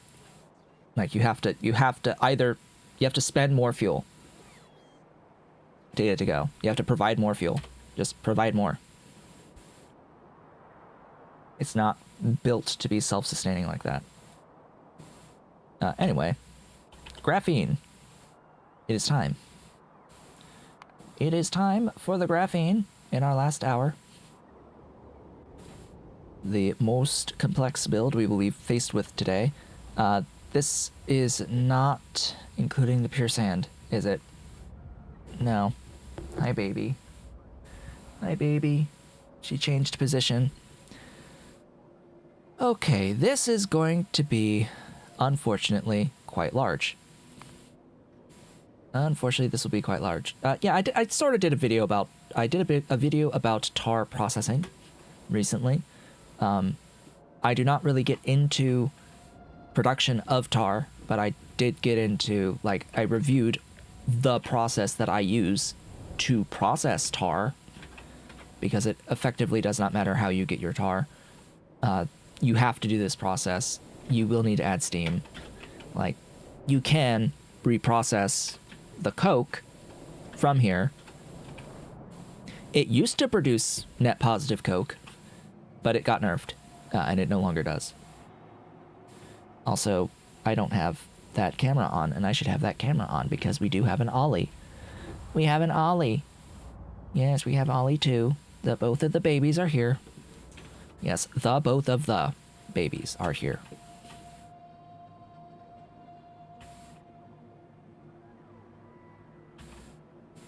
I see kimberlite mines, which reminds me that I absolutely started mining kimberlite. I am mining the ore, the rocks. Rocks are being mined. They are ready to go for when I decide to do diamonds. Ready to go. A whole bunch of them, too. That I have 2 areas where I am mining diamonds. With speed modules, because these are super slow. Do I have the infrastructure that I need for this process? Probably not. Probably not. I have a lot of Mark II buildings here. I don't remember if I have these Mark II buildings on me. I can search. For nanomaterial. Where's the highlight? There's the Mark I. Do I have Mark II? I'm not carrying around any Mark II nanomaterial factories currently. I'm pretty sure I'm making them, though. Hello, welcome to the last hour of the stream. We are going to be making the graphene rolls at bare minimum on this day, on this wonderful day. Where am I going again? Nanomaterial factory. Where were you? Where were you? I thought it was over here. Over here. There. Like, here.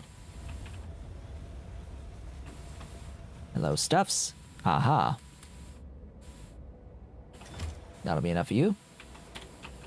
I need these guys. I need more than 20 of you. There we go.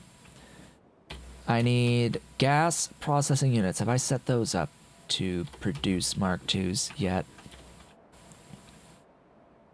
GPUs, yes, and I have 27 of them. That looks like that'll be enough. Have I set up the methanol reactors to produce Mark IIs?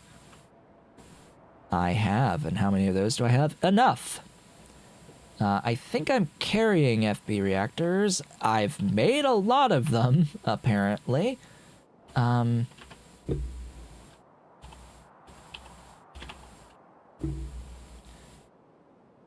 FB reactors would be near the bottom of the list. I have 19 on me. That is enough.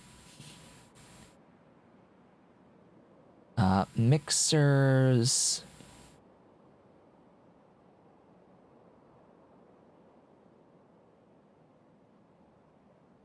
Mixer. I have 20. I need 7. And electrolyzers. That's the only other thing to make sure that I have. And I'm pretty sure I do. I have 4. And I need 1. Alright. We're good on the infrastructure here. Is there anything I need to, like, check while I'm here?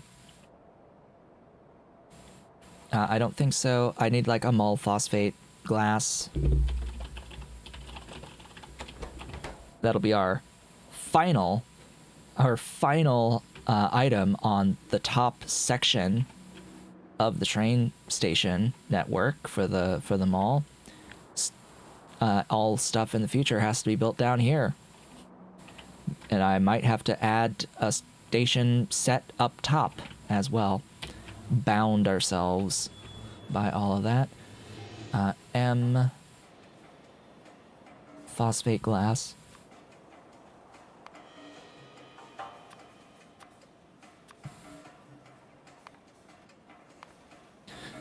And that'll bring in phosphate glass.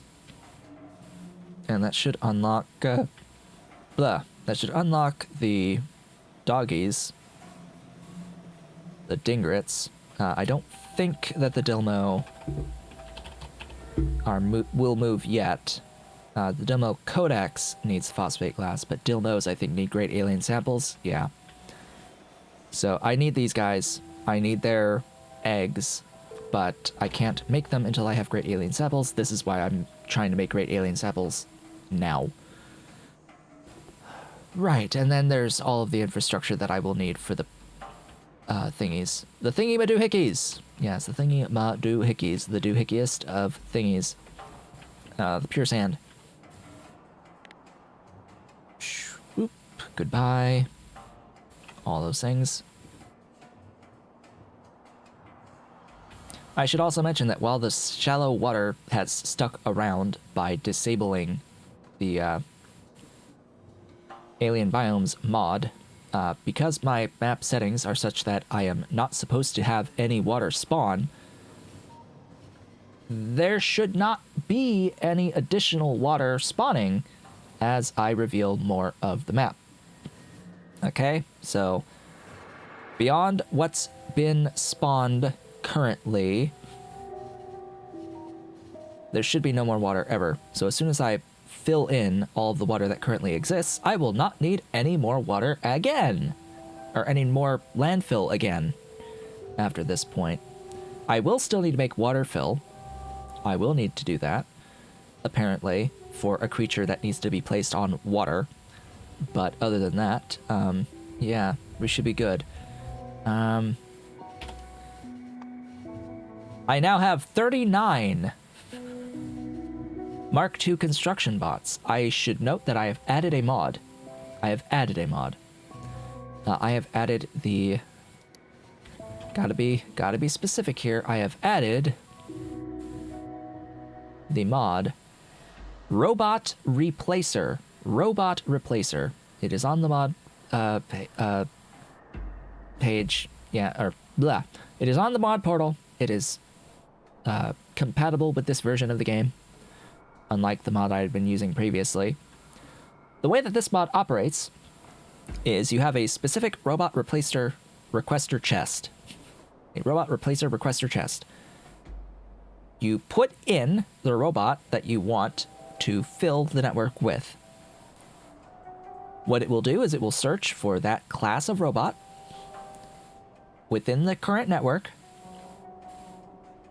and it will pull out that robot, or it will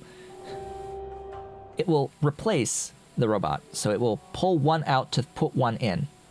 Okay, it pulls out one to put one in. I think it like puts one into storage and sends off this new one. But as far as I'm aware, it does not care what level you throw into the box. So this box is able to upgrade and downgrade. So you have to be very careful with this box. If I wanted to replace my Mark II bots with Mark I bots in the system, I can throw into the box Mark I bots, and it will progressively pull out the Mark IIs, as an example. What this also means is that if my system is mixed, fundamentally, and I start adding in Mark III bots, if I throw Mark III bots into this box, it will start pulling out both the 1 and 2s until I'm out of everything and only have the level 3 bots.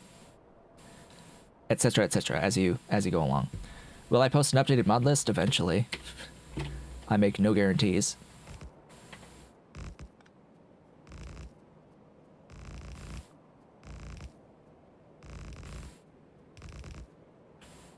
Like, how am I gonna update a mod list when I've disabled a mod? Do I just remove it from the mod list completely? But then people who start the save and are like watching along are then going to be like, what's going on? That you had this mod on and now you're saying that it's not on the list? Is it just missing from the list? Like, well, no, I disabled it during the save. And this is why I don't like people trying to exactly match the save that I'm playing. Because I'm not to be bothered with troubleshooting your issues that you are going to have. Because my experience is unique, and there will be no way of exactly matching this experience.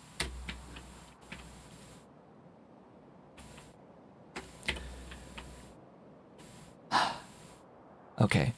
Breathe. Breathe. Stuff. Things. We need things.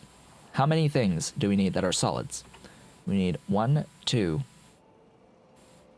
3, 4, 5, 6 that we need to bring in.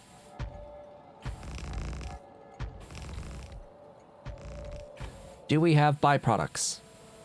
Only fluids, not solids.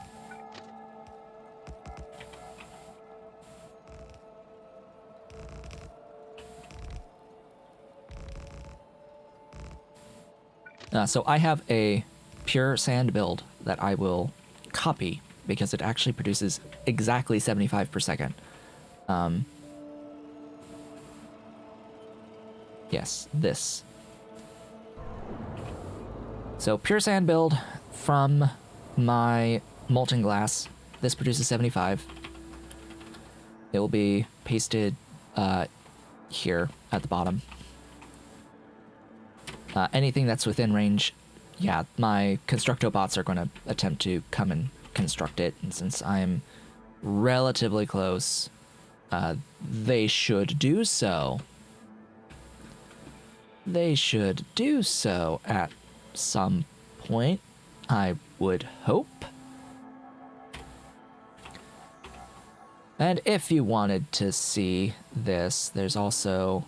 I've made a couple of construction zone expanders, and I have the Mark II Pi port. Just so as we're aware about these things, these are larger than their Mark I variants, so they cannot be faster placed in place, which utterly blows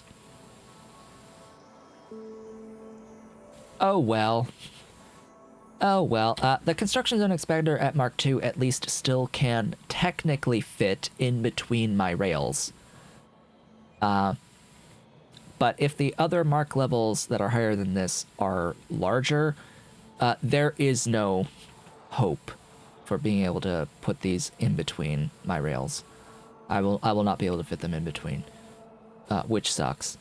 What I would like to be able to do is take off all of the existing construction zone extenders off of my entire rail system and replace them with Mark IIs, but that's not going to happen, even though they are the one thing in the entire base using the most amount of power currently. Yeah, I have 7,800 of the Mark I construction zone extenders using 7.8 gigawatts of power at the moment. It would probably be about the same amount of power draw if I reduced the number and replaced them with Mark IIs, but whatever, it's fine. This can charge at a rate of 5 megawatts, by the way, and then this Roboport can charge 6 robots at a time at 700 kilowatts, which is more than the Mark I Roboport. It's still slow, but it can still at least do 6 of them at one time. Still waiting for the Mark II through 4 version of the charging station. By the way, we still need those.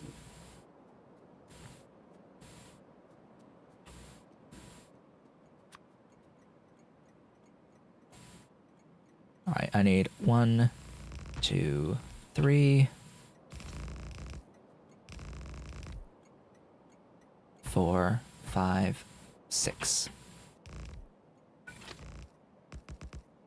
And that should be it. There's phosphoric acid. Yeah, I will need more phosphoric acid, by the way. I do not have 150 per second being produced at the moment. I will need to scale that. I absolutely have the sulfuric acid. I should have the etching. I am probably short on methane. I have the HCl, and I have the methanol. So yeah, I will need to scale methane, and I will need to scale phosphoric acid. But bear in mind that this is making 15 graphene rolls per second, which I will need more than 15 as we go along. But for now, it is something that I won't have to worry about for a while because of making this much right now. All right, first things first. I do need this built. This is all Mark I buildings, by the way. I theoretically could use Mark IIs, and that would have the scale that I need. It would absolutely reduce the soil extractor amount quite considerably. Yeah. It's just weird. I wouldn't want to do the Mark II washers because then I would need a lot extra. I would need like 3 sets rather than 5. I would need like 2.5 sets versus 5 to get 75 out. And I don't need 75. I need like 70 point something, but still point stands. It would not look good. Cough cough, because that's like the most important thing. It would not look good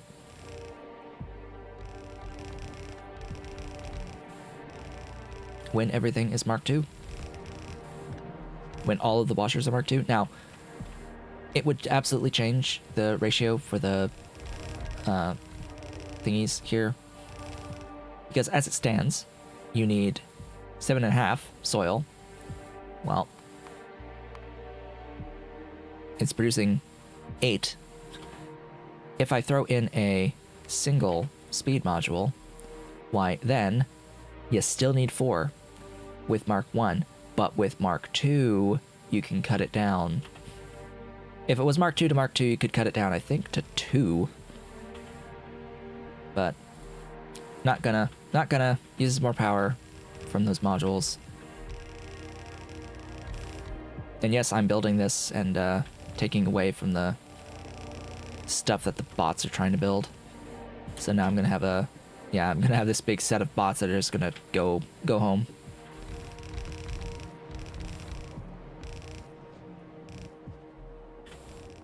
But that's okay.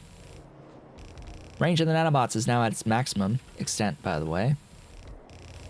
Through the tech upgrades, as well as its speed, although that doesn't really matter. They were already pretty much at their maximum rate anyway. They just move ever so slightly faster. The main thing is the range. That's what I really want from the nanobots, is as much range as I can get. And now I have it. It makes building around some of the larger alien life buildings actually doable on one pass when it would take 2 passes.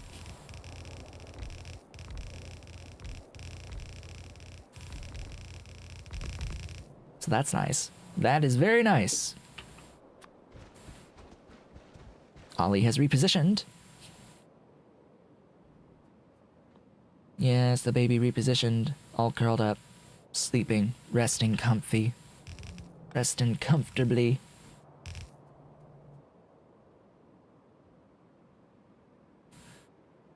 Okay, that's the pure sand. Hallelujah. It's such a nice thing that I don't have to worry about having to build this again. Design it from the start. It's just copy paste. It's the design that takes the most time.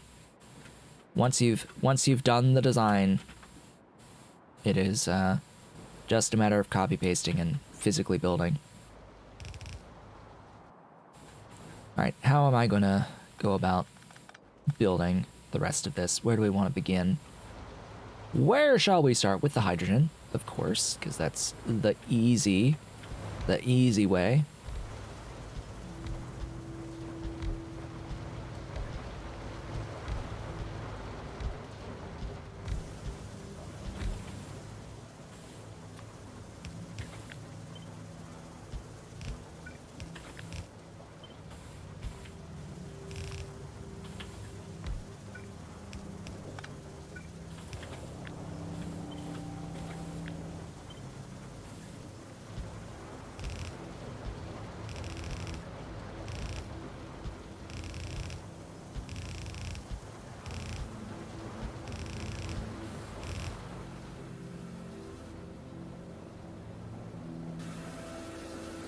Thingy. There. Ta-da. Power everything. Oh, hi. Goodbye. Goodbye, water. You will not be missed.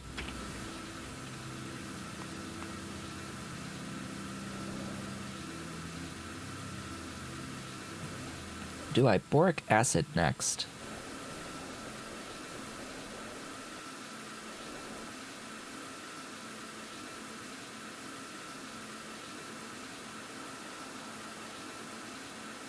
It's a fluid, but it needs a solid. We'll be fine.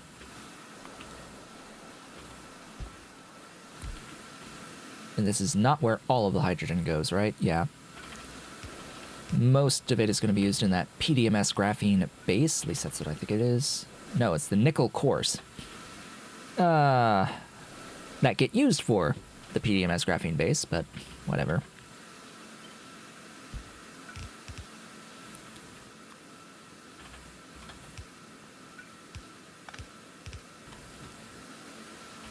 Water.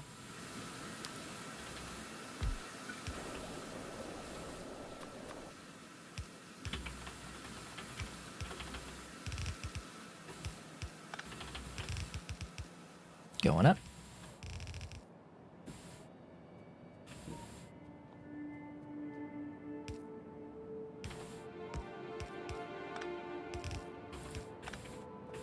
All right, borax. come on down. Washed borax.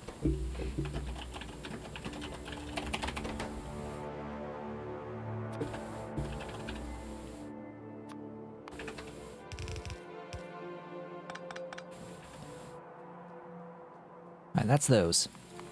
Next. Fluid again.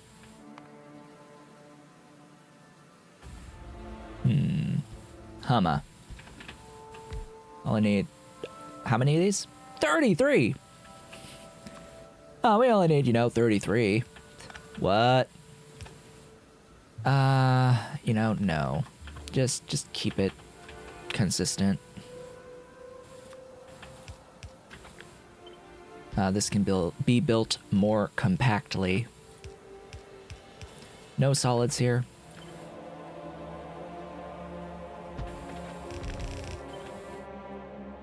Eight. 12. 16.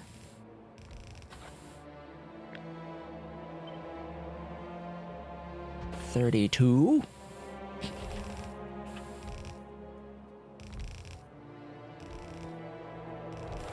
Plus 1.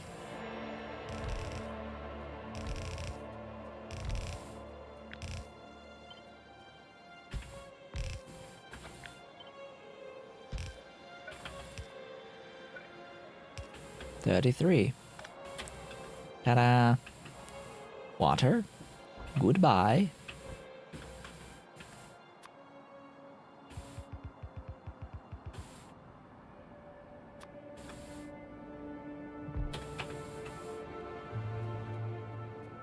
Bring in methanol and hydrogen chloride.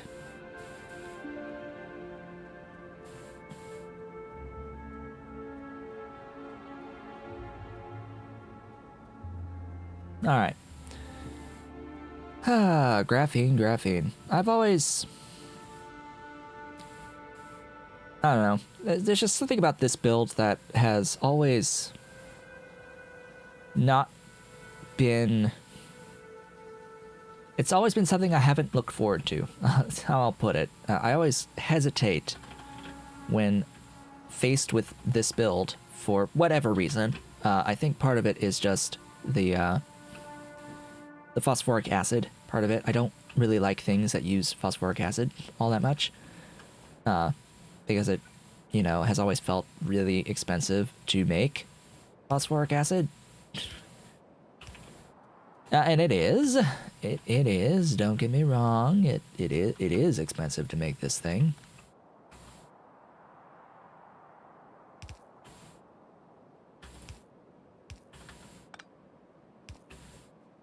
It's just a really big build, I think. That must be it. It's just really big and fairly complex. So what is this one? This is the methanol. It's easier now, frankly, than it used to be. To get all the things necessary to do the build.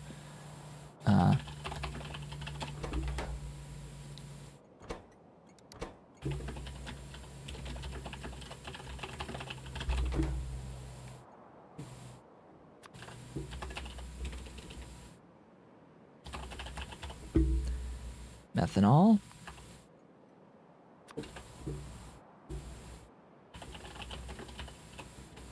Hydrogen chloride. Off we go. Good. Bring them on down and over. And that is the chloromethane. Next, with our FB reactors. Oh, it's the same no matter what the rotation is. Okay, well, here we go.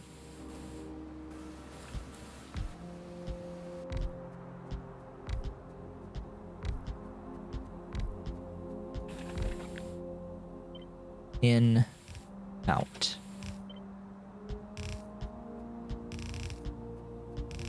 Repeat.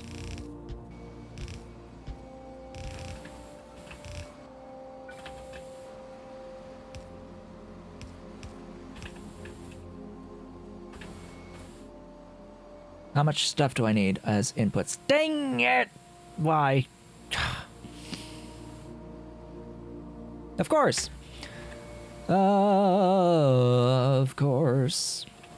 Of course, of course.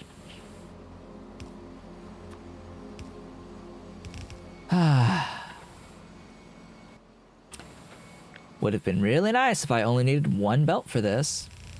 But no. No, we must have two.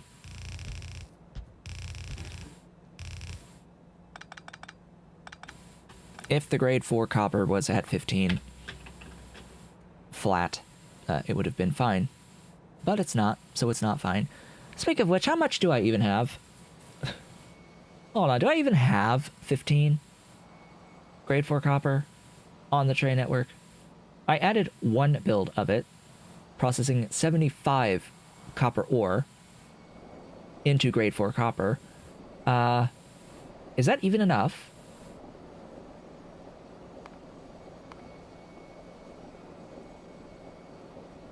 Do I still have... Yes, it is. Thank God. So I have 16.8. Oh, boy. Yeah. Just barely. But it is enough.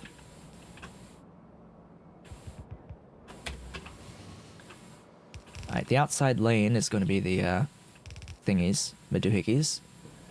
Silicon. The silly silicon.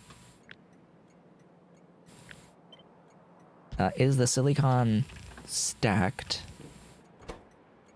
I will need to scale my silicon.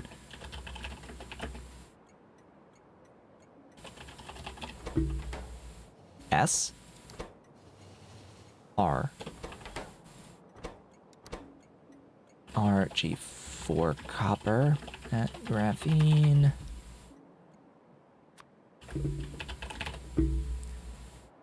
Silicon.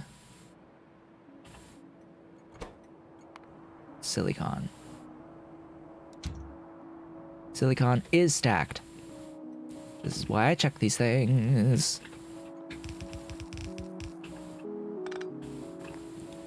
The grade 4 copper is not stacked.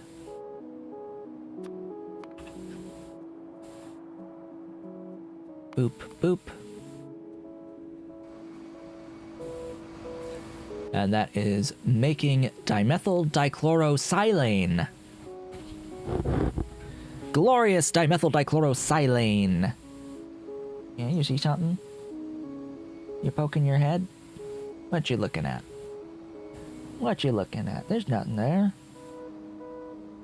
There's nothing there unless the long guys come over again.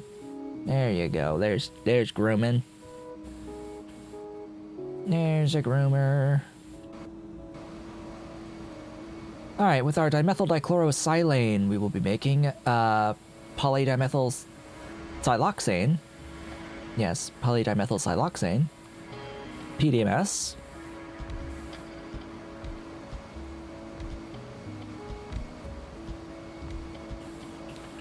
This uses only fluids to make a solid.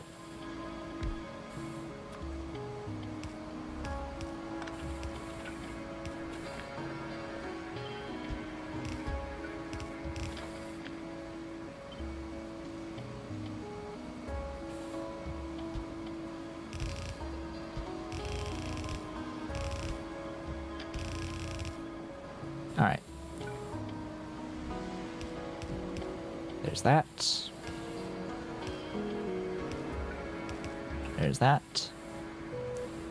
And that should be everything for you. Ta-da! Polydimethyl siloxane.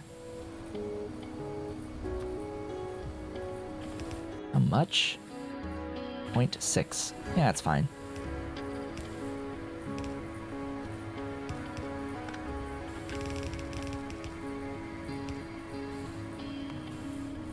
And then, nickel cores.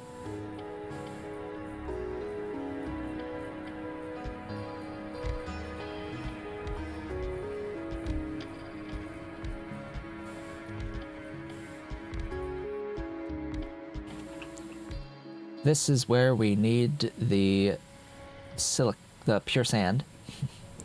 This is where we need our pure sand. This logistics will be fun.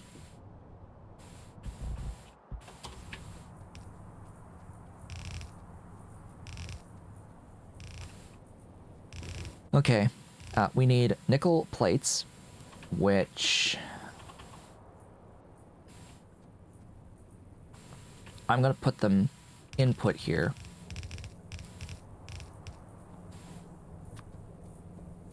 Because I think that that's the best option. Whoops. I'm gonna put the input here. I could put the output on this side as well. Or just flip sides, but nah. What I'm gonna do is I'm going to be having loaders loading for the pure sand. Now, fortunately, it's every 6 that we need to have a new unloader or an unstacker. Did you just lick the towel? Were you just licking the towel?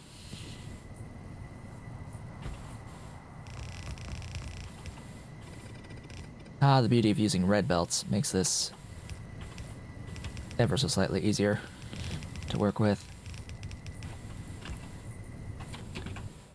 Alright, you. Why are you licking the towel? Why are you licking the towel?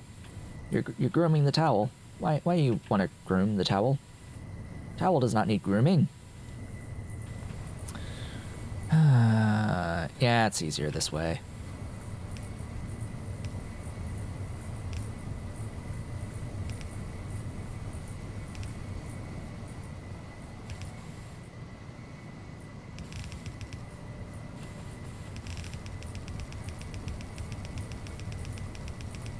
He's just licking the towel. Oh boy. These can merge. Where do I have that hydrogen line? Oh, hydrogen line. I sort of need you. Cough.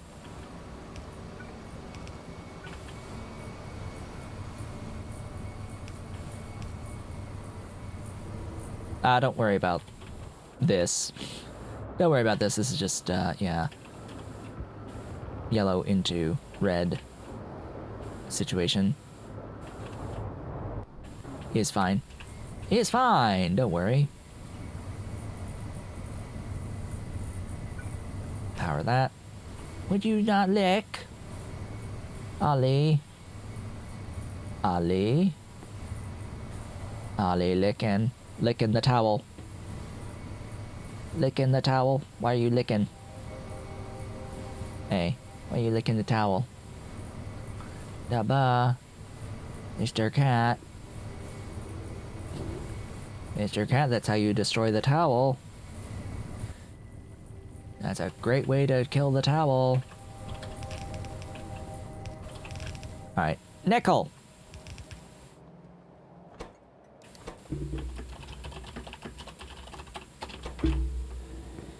Nickel. We need nickel.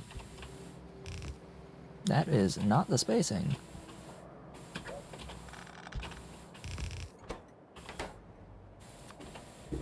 Nickel.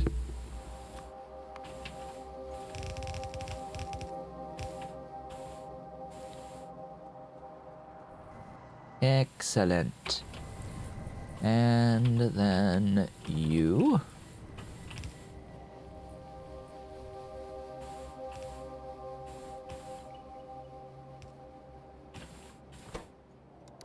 Our methane at graphene.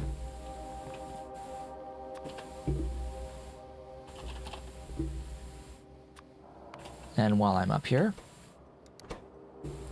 our H2SO4 at graphene.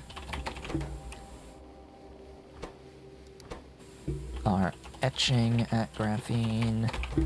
And lastly, our phosphoric acid at graphene. Da da da da da da da. He's still going. He's still going.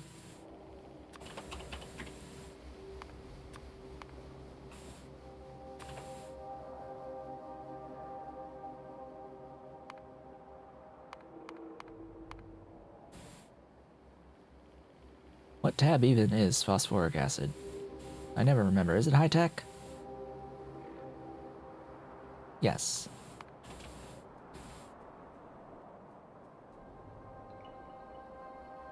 Alright. And then the last physical items are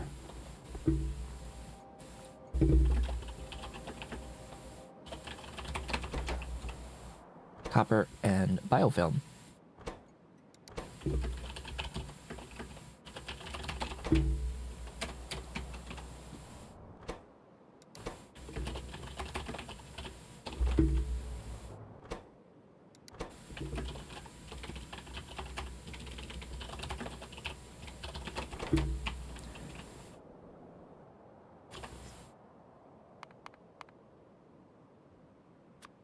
Copper. Biofilm. Oh, now he's licking himself. What? Oh, there you go. Hi. We has biofilm. Ta-da!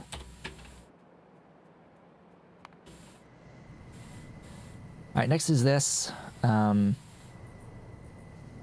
I really dislike high belly, eyes open. You gonna swat? That's my boy. That's my good boy. Yeah, that's my good boy. Okay. Hey, thank you for continuing your membership. Thank you so much. It actually went through. Oh my goodness. Although it should have read the message out. I don't know why I didn't read the message out. Yes, 4 months. Everything is going okay. For the moment. Whoops. I wanted to paste.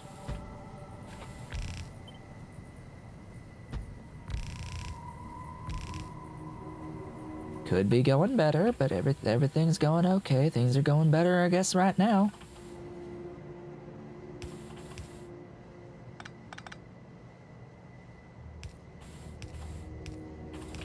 There we go. Etching and sulfuric. It's unfortunate that I chose this exact positioning. Because etching is, in fact, higher than the sulfuric. Whoops. That goes down a tile.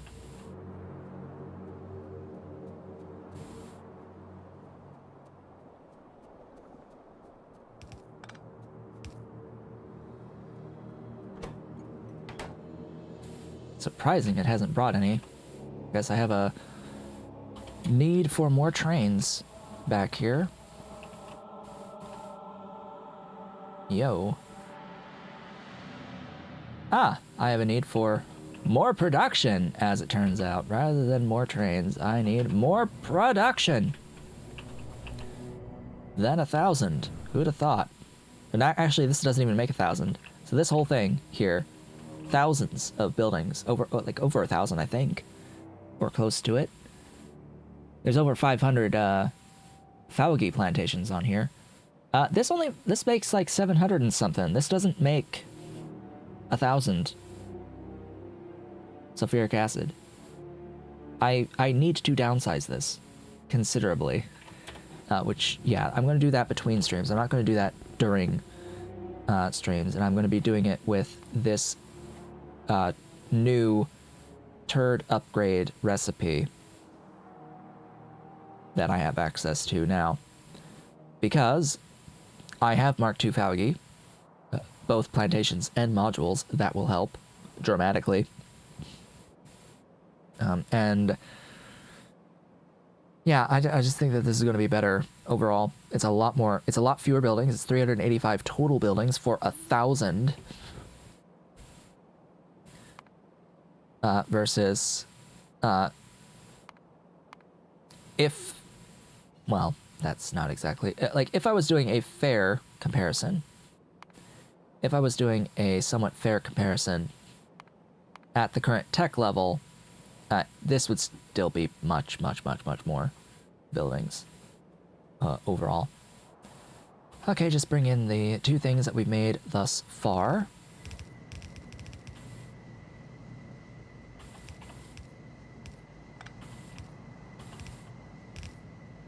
Why you no go?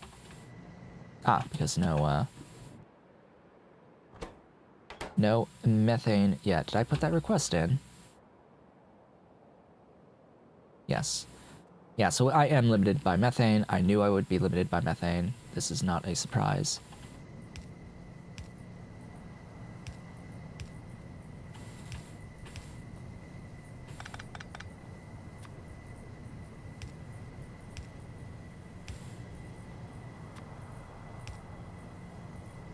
This only makes 1.37 in total.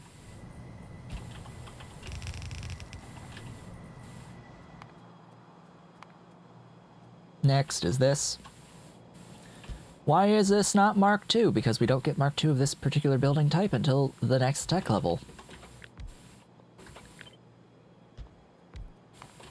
The high pressure furnace is unlocked at Smelters 2, which is a Pi-Science 3 tech.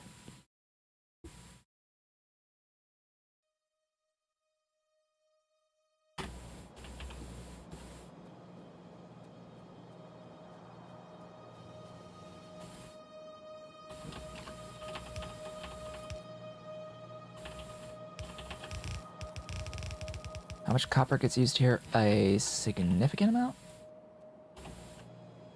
Yadel's upgrade is going up. Slowly but surely. What has changed with Yadel upgrade?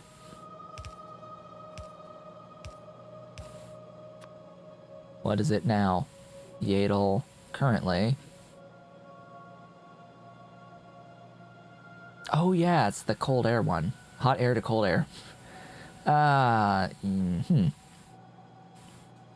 Speed 15, productivity 10, and a heck of a lot more power versus a better spore recipe, which does jack all, and then this, which gives you cold air from hot air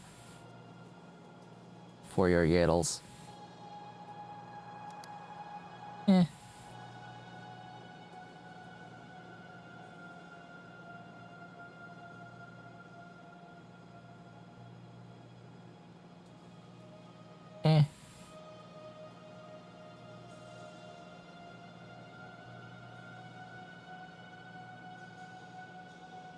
I think I'd pick option 1 overall. Yeah, I will agree with the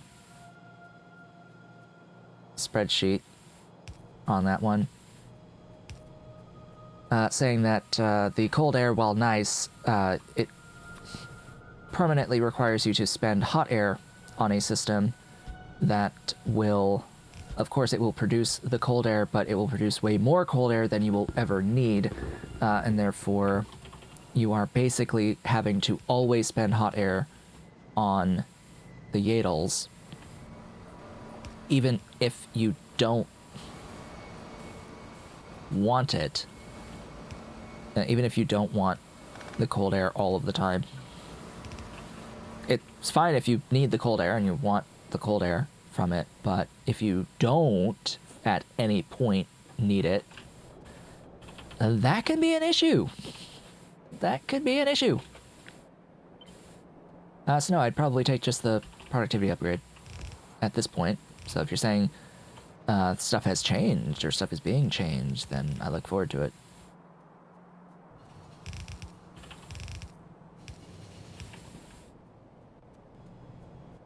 Alright, this produces 6, so it's one, close to 1 per building. I'll go ahead and have powered or unpowered output on you. That's fine. Almost there. One more step. Autosave is autosaving and taking forever to autosave because of so much land to save. I don't want to know the size of my save files right now. I'm pretty sure it's over 100 megs. Do I really want to know? Do I really? Do I really? Saves. It's over 200 megs. I think. PyAE. I need to look at PyAE. PyAE. It's over 200 megs. Okay. Yeah. Yeah.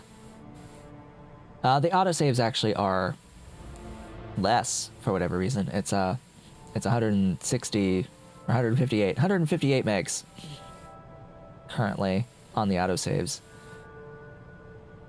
Yeah.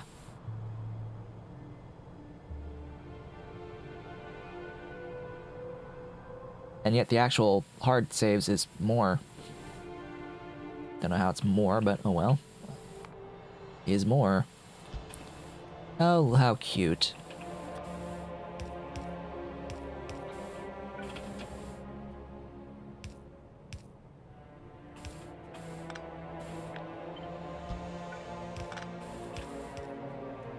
It produces byproduct. Because of course it does. Byproduct, stuffs. Sludge.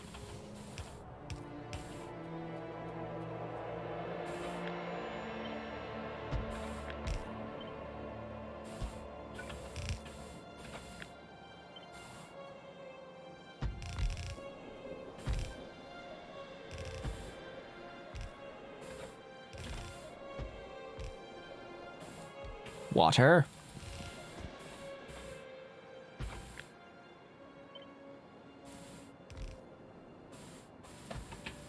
Water. Stupid water. There we go.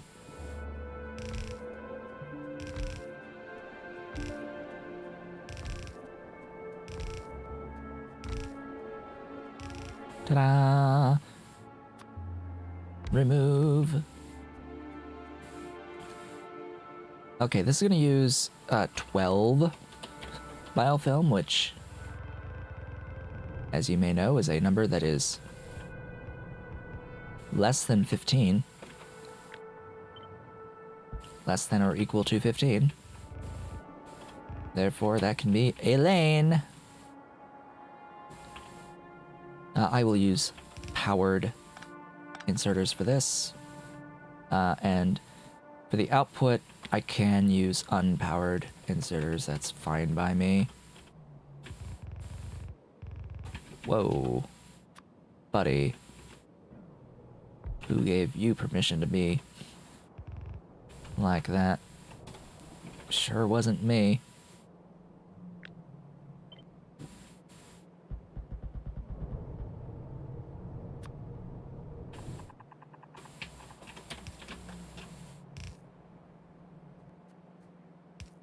Alright, that reaches everything. And off I go. Down the line. And that's graphene rolls. Unfortunately, we did not quite have time to make it to, get to the doohickeys. The other doohickeys. Why does this do this? It, like, for whatever reason, the nanobots decide it wants to sleep randomly without the actual wait timer that it's supposed to have before it sleeps. And it just stops functioning. So yeah, not quite enough time remains to get great alien samples.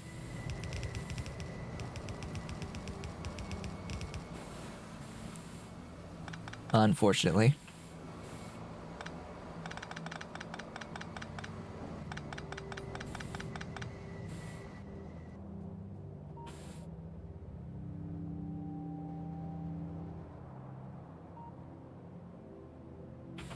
interesting that YouTube's creative studio or creator studio on the back end that's supposed to like inform me of, you know, activity.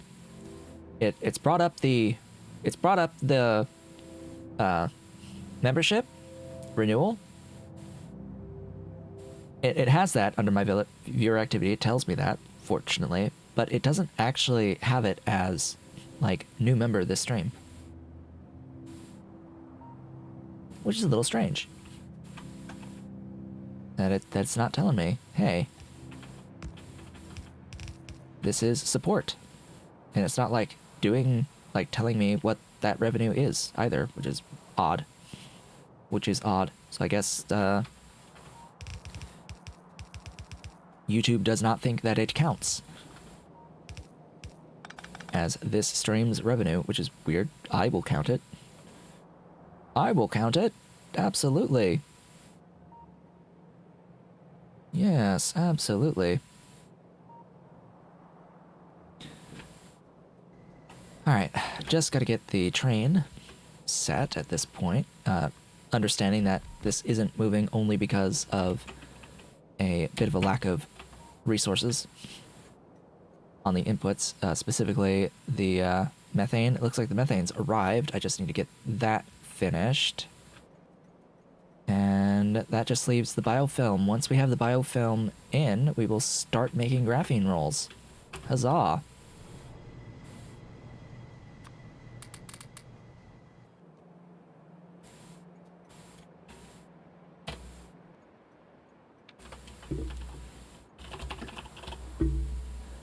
Supply, depot, full cargo, circuit condition, auto magic, define, graphene rolls.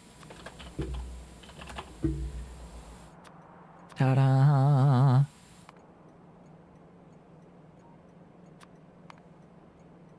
Now a ton of stuff uses graphene rolls. A lot of Mark III stuff uses graphene rolls, I think. If I'm remembering correctly.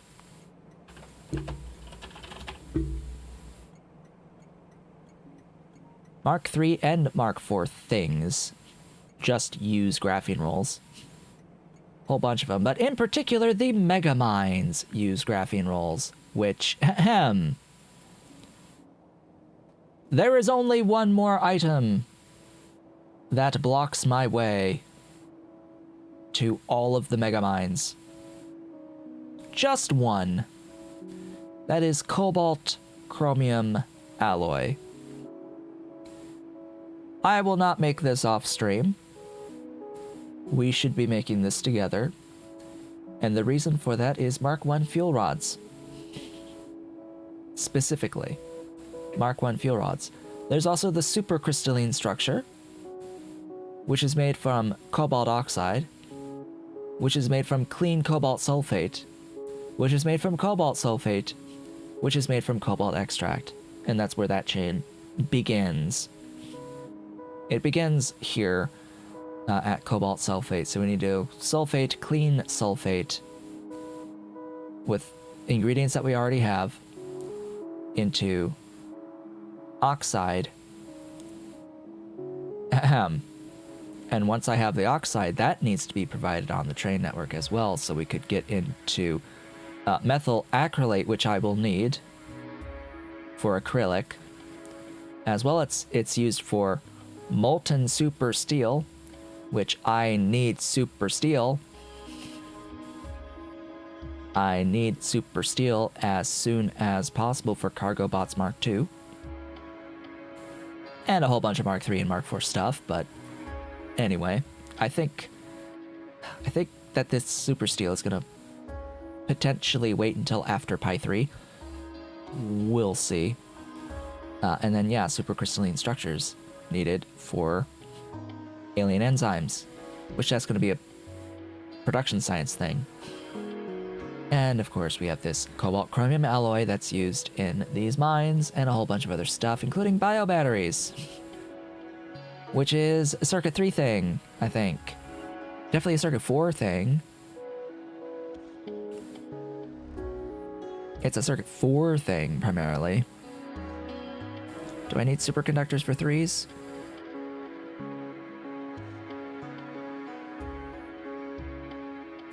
No, but I need it for several Mark III items.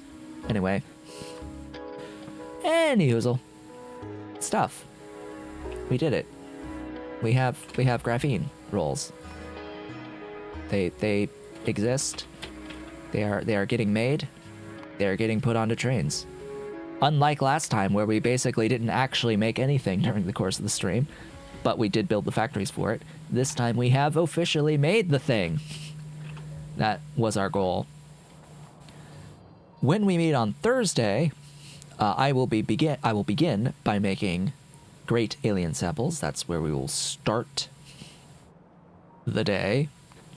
But after that, it doesn't necessarily matter what order we take,